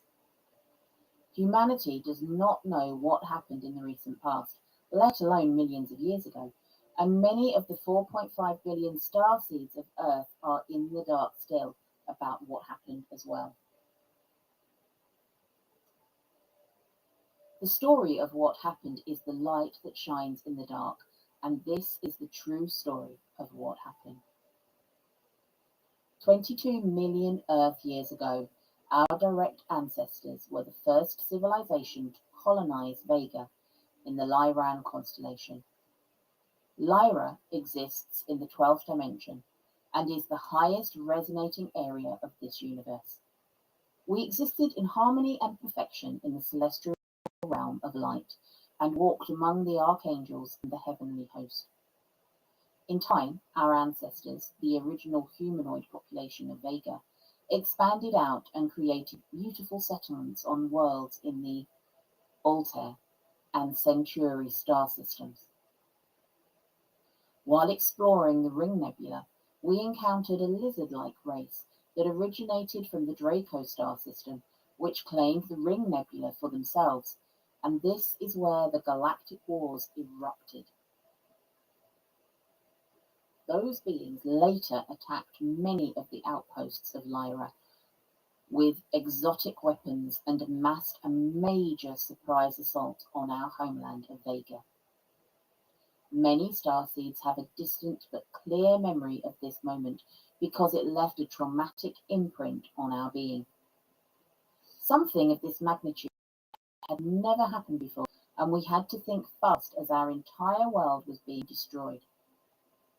You may remember how we quickly fled Lyra in our celestial ships, dodging enemy fire and traveling at light speeds down through several dimensions to get to safety.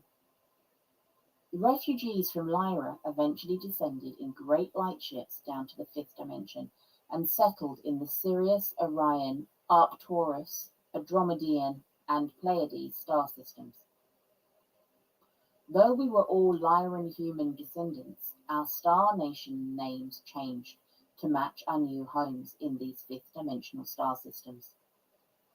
Small groups of these new 5D star nations, primarily the Pleiades, migrated to Earth early on, as the galactic wars eventually made their way to each star system.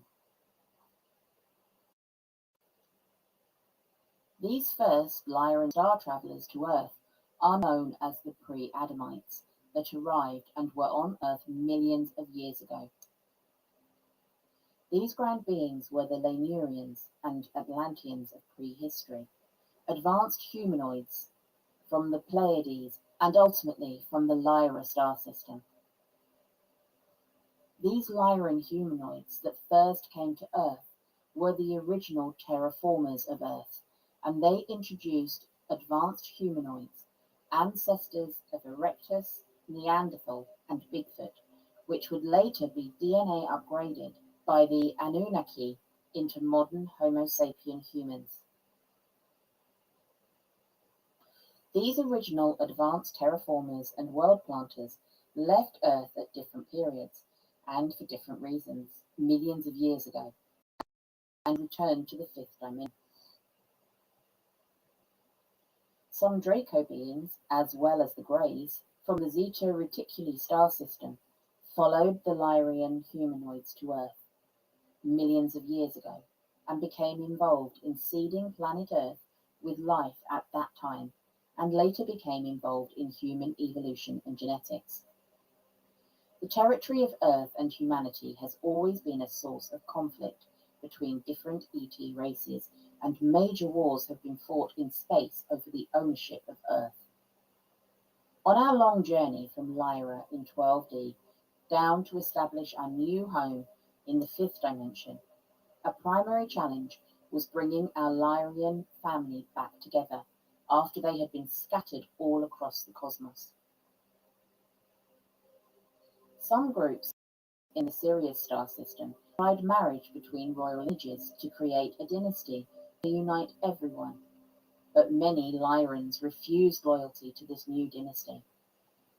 Members of this new royal dynasty settled on Nibiru, which would shoot out of its original orbit around Sirius C to a path that crosses our inner solar system, then clockwise off to an elongated orbit to Nemesis, the somewhat cool remains of Sirius C.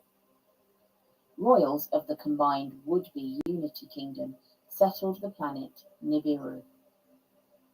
These beings are the Anunnaki. Some factions of this Anunnaki dynasty traveled to Earth 445,000 years ago to obtain gold and mineral resources to save their planet's atmosphere. The Anunnaki fudged around the universal law of non-interference and created humans by blending their own DNA with humanoids, but that in itself was not such a bad thing. The real problem occurred when the Anunnaki intently programmed the human genome to operate at a very low level, designing humans to be unconscious worker slaves and to worship and service their creators as God. When modern humans were created by the Anunnaki on Earth, they were manipulated and had their consciousness shut down right away and were placed into extreme bondage and servitude. This endless commercial and religious tyranny on planet Earth would later be the cry that would reach all the way back to heaven in 5D before the Grand Galactic Federation. Since the Anunnaki of the Sirius star system are the descendants of Lyran humanoids who had an overall benevolent nature, we note that not all of the Anunnaki had bad intentions towards humanity. They themselves were human, just much more advanced and powerful. We always give Enki some credit because he was the benevolent being who compassionately cared about humanity, while his brother Enlil and father Anu were not so kind to humans. Enki's mother was a very benevolent and wise royal Pleiadian princess, and Enki was named after the Pleiades. As Lyran humanoids settled into the various star systems of the fifth dimension, these 5D star nations, with the exception of the Anunnaki of Sirius, came together in unity to form what is called the Galactic Federation of Worlds. The Galactic Federation was formed to share information, resources, guidance, and security for all of its member nations. The Galactic Codex was established by the Galactic Federation as a form of cosmic guidance that promotes goodness and life for all member star nations. A group of 24 elders called the Council of Light serve as wise and benevolent counsel for the entire Galactic Federation. Though the primary work of the Galactic Federation is focused on the 4 or 5 main star nations and thousands of smaller members, in some cases, this cosmic guidance, counsel, even help and security is extended to planets or star nations that are not yet members of the Galactic Federation. Here is where the story gets interesting. We are going to take you back to the exact day and moment when your journey to Earth began. See if you can recall any of this. On that fateful day, 4.5 billion elite members of the Galactic Federation were called upon to be addressed by the Council of Light in a matter of great urgency and importance. We listened closely as the following message came from the Council. We have received an energetic signal of distress from planet Earth. We have heard the voice and the cry of the people of Earth, and they are in bondage and suffering in great tyranny and in darkness. The beings from Sirius C that travelled to Earth to take the gold for Nibiru's skies have created a being there from the hominid. The worker being have they created by combining their own essence with the wild creature. The intelligent being they have created, and they have taught humans how to be civilized, yet humans are still the slaves of the Anunnaki. Look how they make the beings of Earth to worship them. The humans do not know what has happened to them, as the truth is hidden from them. A voice from the High Council said, we must help them. We must bring light to them. We must tell them the truth about what has happened, and this truth will set them free. Another member of the High Council said, we must travel to Earth and free these beings from bondage and suffering. We listened, and we heard much discussion among the wise ones about this matter. One asked, do we extend our help outside of the Federation? Another said, Earth is not evolved enough to resonate at the 5D level. This is outside of our parameters, and maybe it's best we do not get involved. Another council member noted, the primary tenet of the Galactic Codex is, in alignment with a free will universe, no being or group of beings can interfere in the evolution of any species. After much back and forth discussions, it was finally decided that the correct thing to do was to assist the beings of Earth. Everyone agreed this had to be done, but it seemed to be in direct conflict with the free will tenet of the Galactic Codex. So, how could we do this? The sages asked. The answer came from the wisest of the council when she said, "You cannot interfere directly into the affairs of humans, so the only possible way you will be able to help them is to become one of them." In confusion, we asked, "We do not understand what you mean, Great Councilwoman." She said, "You will have to enter into a human body, and you will have to live as one of them, and under the Galactic Codex, this is the only way you can change their situation without interfering from the outside." She said, "The only way to enter into this human body and live in it is to be born into it as a human infant. Your essence will still be you. However, due to the low vibrations on Earth, your higher abilities will not function so well, so you will have to improvise. What's more," she said, "I have to tell you the truth. The low vibrations of Earth will be in fact harmful, even toxic, to your being, and during a human lifetime it is likely that you will experience some painful and stressful moments. It is the opposite of the perfection you are used to, and it is where angels fear to tread." She said, "You will have to incarnate over and over in a human body there for a long time until your mission is successful and complete, and it's going to take a long time for you to reach a level of spiritual maturity in that human body to be able to have a real effect." After hearing all of this discussion about going to Earth, we were not so enthusiastic at all. In fact, just the opposite. Regardless, later that fateful day, the High Council decreed that the mission to Earth was a go. Things are primarily done by volunteering in the Galactic Federation, so the question was broadcast to all elite members, being addressed by the High Council. Who will go down there? Who will volunteer to go on the mission to Earth to rescue humanity from the darkness? Who is brave enough and who is strong enough to go? She said, "We have assembled you specifically because you are the most elite and the strongest light beings in this universe. Will you go down there?" Well, if you remember that fateful day as we do, you will recall that not one of us said yes. Not one raised their hand and volunteered out of 4.5 billion. To be honest, we thought about what it would feel like to lower our vibration so low to live on Earth, and about all the other not so nice things we would experience. To make it worse, we wouldn't be able to use our higher powers to make this better. So all in all, it was the most frightening thing we had ever considered. Do you remember that moment? Every great story has a twist, so here's one for you. In the great Amenti halls of the Pleiades, where we stood that day, I looked over to my right and I saw you standing beside me. The Grand Council of Light said, "We again ask, who will go to Earth and save the beings there? Who will sacrifice everything and go down there?" It was so quiet that fateful day you could hear a pin drop as we all stood side by side in the great halls. There was a silence in heaven for about half an hour.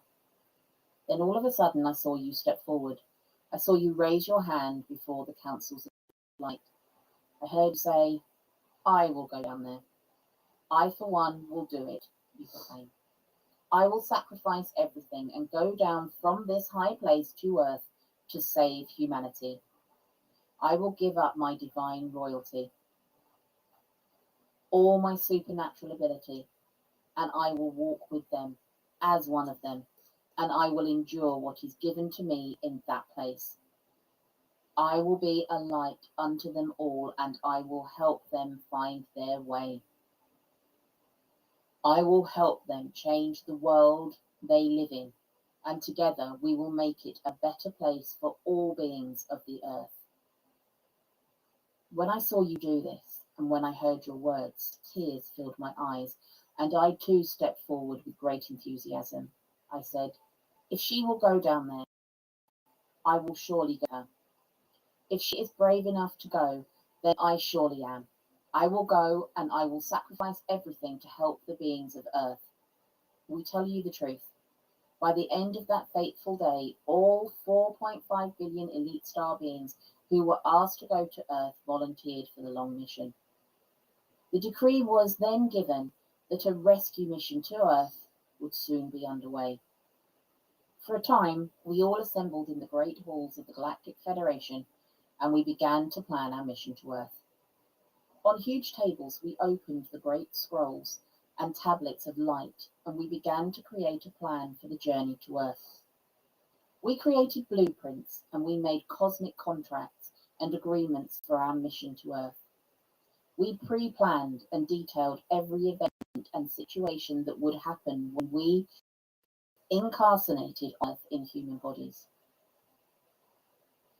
Do you remember? You do remember, don't you? As we were all assembled and making a plan for our mission, one said, in one incarnation, I will be born as an infant to John and Mary, my selected parents, and I will live in this certain Earth city. My parents, especially my mother, will not be very nice to me. When I am 4 years old, I will learn to ride a bicycle, she said. I will wreck my bike and scar my knees as I learn to ride, she went on. When I am in Earth school, I will fall in love with this cute boy. He will break my heart when he doesn't love me back the same way. She went on to describe every detail of this incarnation. She even described other incarnations where she would be crippled and in a wheelchair, and in one incarnation where she would have a fateful auto crash. We listened carefully as the expressions changed on our faces, and then we asked, are you serious? Why in the world would you go down to Earth and do all of this painful stuff to yourself? Why would you personally choose to have such a bad life experience? Why would you do such a thing? We do not understand. And you answered with a smile on your face. All I know is my perfected self, and I have never experienced duality or the opposite of what I am. I cannot fully know myself until I have experienced and know the opposite of who and what I am. This is why I will do all of this on my journey to Earth, you said. Our primary reason for coming to Earth was to assist humans in their conscious evolution, but we also had the opportunity to experience the contrast of human duality and evolve in a way that eventually moved us back closer to oneness. When our plans were all made, we were ready to depart for Earth. 3, 2, 1, go. We opened a multi-dimensional doorway in the midst of the Great Hall, and this was our trailway and portal to Earth. At that moment, we all held hands. We took a deep breath, and we jumped into the abyss. As we lowered the vibration of our bodies to levels they had never experienced, we came crashing down through 2-dimensional levels as we fell. As we came down, we smashed through the frequency barriers which separate dimensions, and it was quite painful to say the least. Each of us emerged out of the other side of this tunnel of light, but the 3D Earth side of this tunnel was a female birth tunnel. Our souls had been born inside human bodies as infants, and we were on Earth. There is a caveat about this trip to Earth. It is a multi-dimensional trip, so it works on many levels. A plain metaphor, a landing on Earth. The first day of your first incarnation on Earth was about 5 million years ago, and on the day you arrived on Earth, the landing was not soft. In fact, you crash-landed your light body ship. When your Merkaba crashed down on Earth that day, your light vehicle was damaged from the impact, and your higher being was knocked out and became completely unconscious. You were stranded on an alien world. You remained in this unconscious state for a millennia. One day, another higher being came up, saw you unconscious, and tapped you on the shoulder and said, "Wake up, you've been asleep for a long time." That being said, "Look and see the great ship that brought you to Earth. It is time to repair the damage to your light vehicle, recharge the fuel cells, and prepare to lift off again, back to the heavens from whence you came. It is time to ascend back to the higher realms. It is time to go home." This is where we are, Great One, on your grand journey, right here, right now. And our metaphor has happened, Great One, as you read this message. And this is where we are, Great One, on your grand journey, right here, right now. And our metaphor has happened, Great One, as you read this message. Look closely. You know what happened by now. You know the whole story. You know who you are, what you can do, and where you came from. You know the details of events, even from eons ago, that have all led up to now. You are fully conscious now, and you have evolved your soul. You are ready to return home. Just remember, your prime mission is to assist humanity, and you must wait on them just a bit longer. They are all coming around much faster than you may think now. Humans are closer than ever to being able to receive the story of what really happened. However, we must tell them in a gentle way, and only when they are ready to hear it. The galactic wars have since ended, and there is now mostly peace between all star nations. No dark force is controlling planet Earth now, and more light information is beginning to flow to the beings of Earth from the fifth dimension.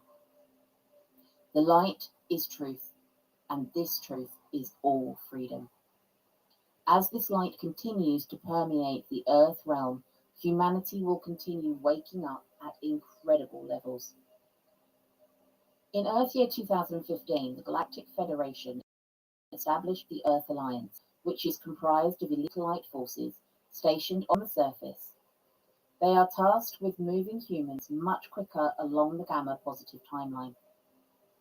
Large numbers of Earth Alliance beings now hold powerful positions inside world organizations, Earth's governments, and from this inner position, they are indeed effecting great positive change on Earth.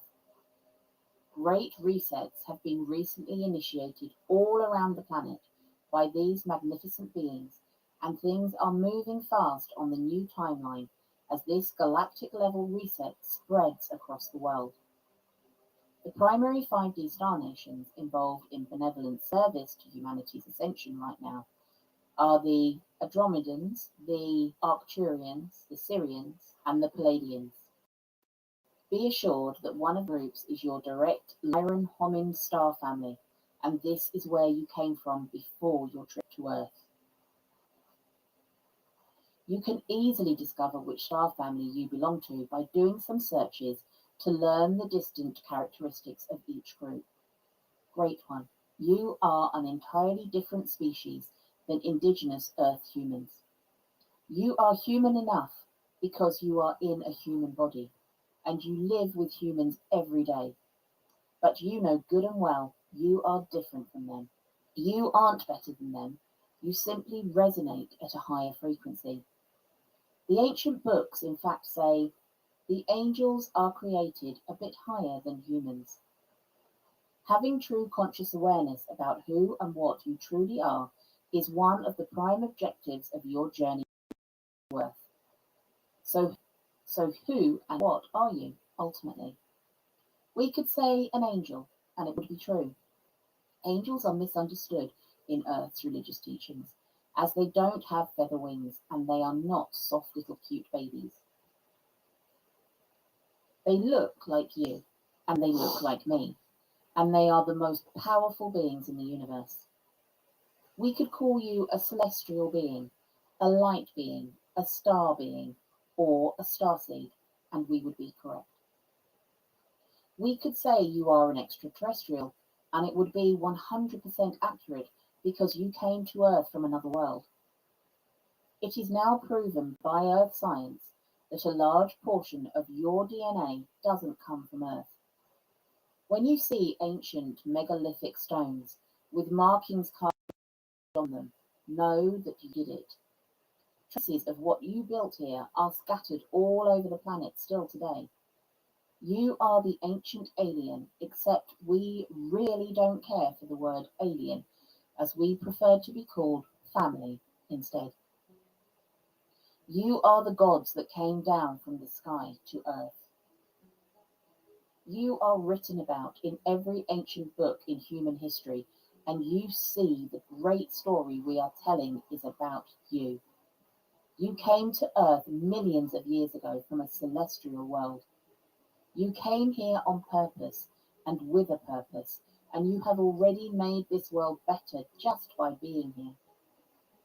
Remember that only the strongest and most advanced souls were asked to come to Earth on this grand mission to assist humanity. Since you are here, know how magnificent you are.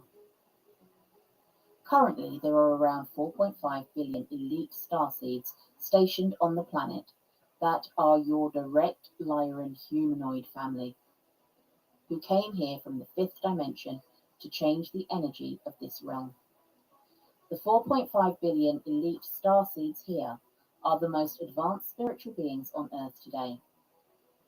They are the guides and masters working every day to create a better world for all.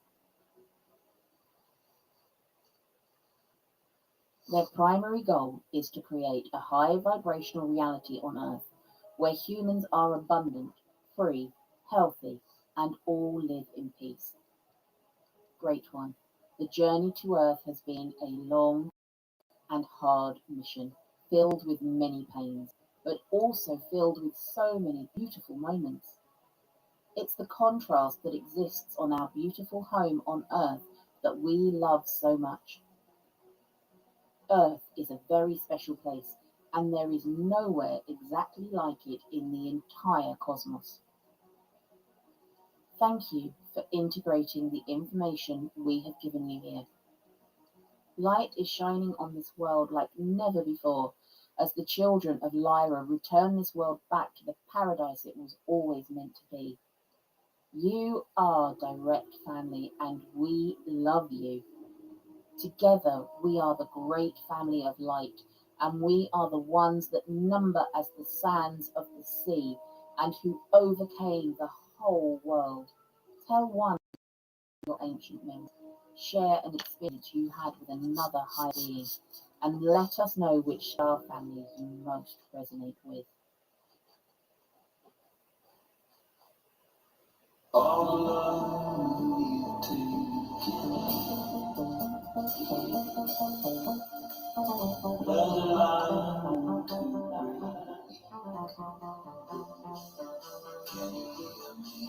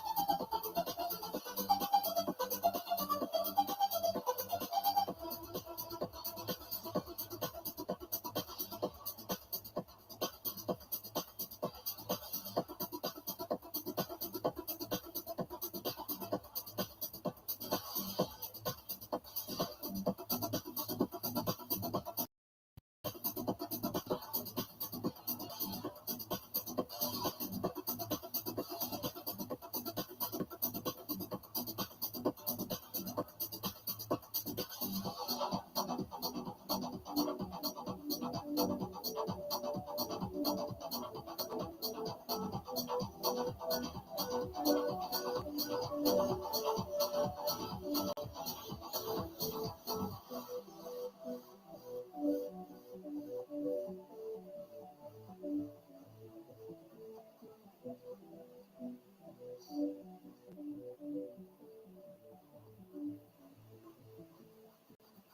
can learn to love you the way you said I loved you before. I can learn to be the one, try to lead to love. How yes, we fall, never fight with you. After all the trials that we both made, I'm still able to sing hey, hey, yo, sing hey, hey, yo, sing hey, hey, yo, sing hey, hey, yo.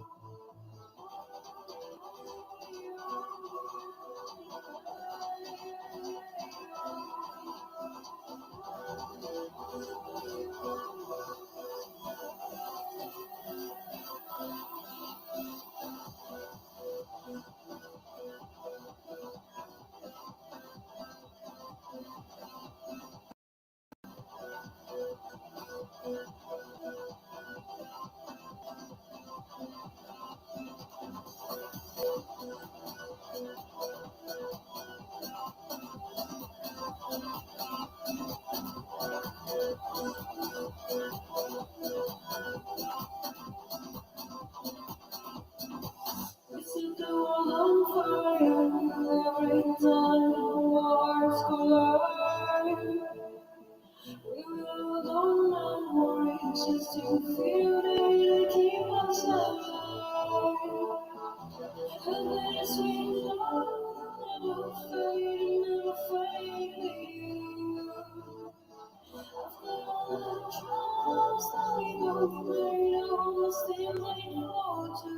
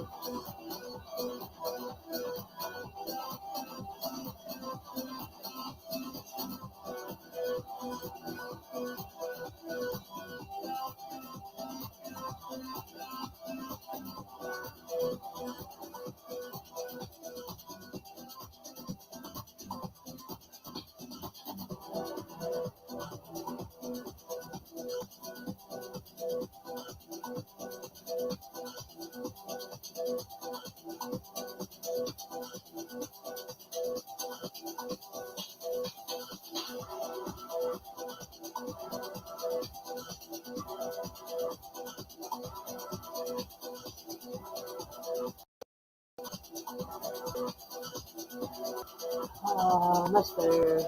Yay.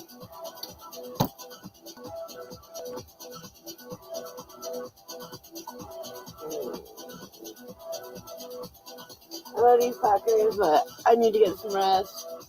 I will be on tomorrow to see if everybody can hype me up and get a painting.